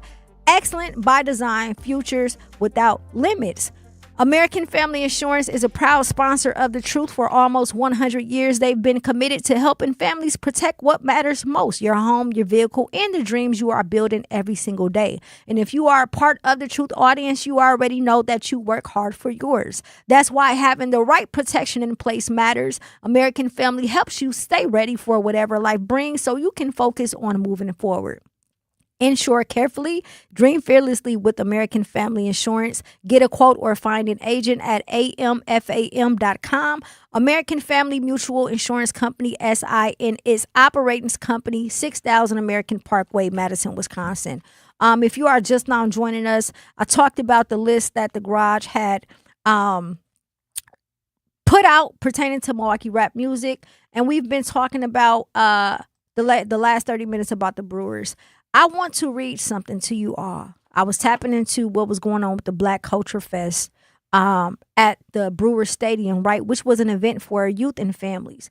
According to Milwaukee Journal Sentinel, nobody was prevented from watching the Milwaukee Brewers beat the Atlanta Braves at American Family Field on August 21st. No one was harmed. Let me repeat that. No one was harmed as the Brewers celebrated the Black culture for one night during a 162-game regular season. Yet, judging by some of the comments posted on social media, even that was too much. So here is some of the remarks that people were leaving on the Brewers social media pages. Malt liquor, the drink of choice. Were they giving out free watermelon and crack? Where is the fried chicken? Those were actually some of the milder comments. Others referred to human beings as monkeys, robbers, baby mamas, and crack smokers. Some posted racing memes, including one titled "My First Ankle Monitor," featuring a little boy with an ankle monitor around his leg. Think about what caused this reaction. The Brewers simply acknowledged the contributions of Black Americans. The team partnered with groups including Social X MKE to celebrate Milwaukee's Black community. Fans experienced live music and local marching bands supported Black-owned businesses and celebrated the historical contributions of Black baseball players in the Negro Leagues. And somehow that alone was enough to bring the racists out. These are the comments that are being made. This is the type of environment that our babies are growing up in. So again, for those who say, oh, don't worry about it, go somewhere else.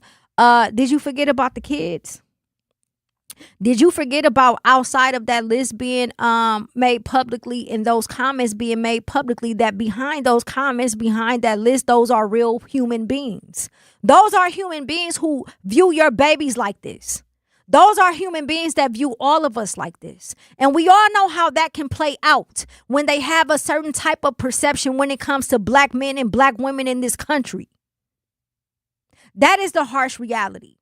So outside of the one situation that's happening, these are people and this is their character, right? These are character flaws. This is the environment that our babies have to grow up in. And thank God they were boisterous about it, because there's so many around here who feel the same way and their behavior reflects it, and yet they don't say anything. No matter how you put it, it's still not okay. No matter how many times you say, so now what? Y'all say don't go to the garage. So now what? We can't go to the Brewers game to avoid racist comments too? No, we're going to be faced with it regardless. And at the end of the day, we should say something about it. Do we got to put up with it? Do we have to support it? No, but we should say something to tell us that we are wrong for speaking up about what's happening, knowing that our babies are looking. You are the problem too. If it's not your generation, and if it's not nothing that you understand, you're entitled to your own opinion. But how dare you tell us that we are wrong for speaking up about what's happening? It's not about being accepted. It's not about spending money at their establishments. Hell, we got plenty places to go. We don't care about that. But what you won't do is disrespect our culture. Time and time again, they continue to use our culture at their benefit and then disrespect us when it's no longer beneficial. And we supposed to be like, okay, yeah, we'll just go somewhere else. No, you're going to hear it. Because if it was me, I'm telling you, I'm about ready to go in front of there and put on a whole concert of just all Milwaukee rap music. I promise you I will. Because that don't make no sense. No matter how much they don't understand, we aren't going anywhere. Baby, this is our city. This is our culture. And for our people that's listening, Black people and y'all establishments, thank y'all. Shout out to Craig at Mr. B's. Shout out to O at Prime Social. Shout out to 502. Shout out to all of the Black establishments or establishments ran by Black people that continuously support local Milwaukee rap artists. Thank you. You are appreciated. In case nobody has told you publicly. Because as you can see, we do have more support. We do have more establishments who will support us, including Black establishments. But at the end of the day, whether or not it's a Black establishment or a white establishment, we have the responsibility to say something about it. Point blank, period. And it's nothing that nobody can do. And again, you are crazy if you think that we are not going to. So I'll leave you with this, Milwaukee. If you see something, say something. Y'all see this list? Say something. You see those comments? Say something. Because it's not just us. It's these kids that's paying attention to this too. Our youth is watching this in real time. And they're also watching how we're responding to what's happening. Y'all don't understand that these kids they have something brewing up inside of them. So when you say stuff like, oh, don't worry about it, they looking at you like you weak. Like you just gonna lay down. And that's gonna make them look at you differently and feel away. In case you didn't know. And then that's where the lack of respect comes in at. Right? Because we teach them, if you don't stand for something, you'll fall for anything. That's my time, Milwaukee. Make sure you guys double back tomorrow for the morning show with Homer Blow and Bailey Coleman, followed by Sherman Hughes and the lunch break with maybe Shannon, who is filling in for Ray Nitty. Ray out there in Poland. Out there in Poland getting it in. Then swing back for the Grapevine. Homer Blow will be filling in, and then double back with your girl Jazz Tyler from 4 p.m. to 7 p.m. Thank you all so much for tuning in. Have a safe evening, Milwaukee. I am headed to Mary Ryan Boys and Girls Club to kick it with the kids over there, man. Shout out to Aziz and Brother Muhammad, David Muhammad, for all the work that you all are doing in the community. Peace and love, everybody. Y'all have a safe evening.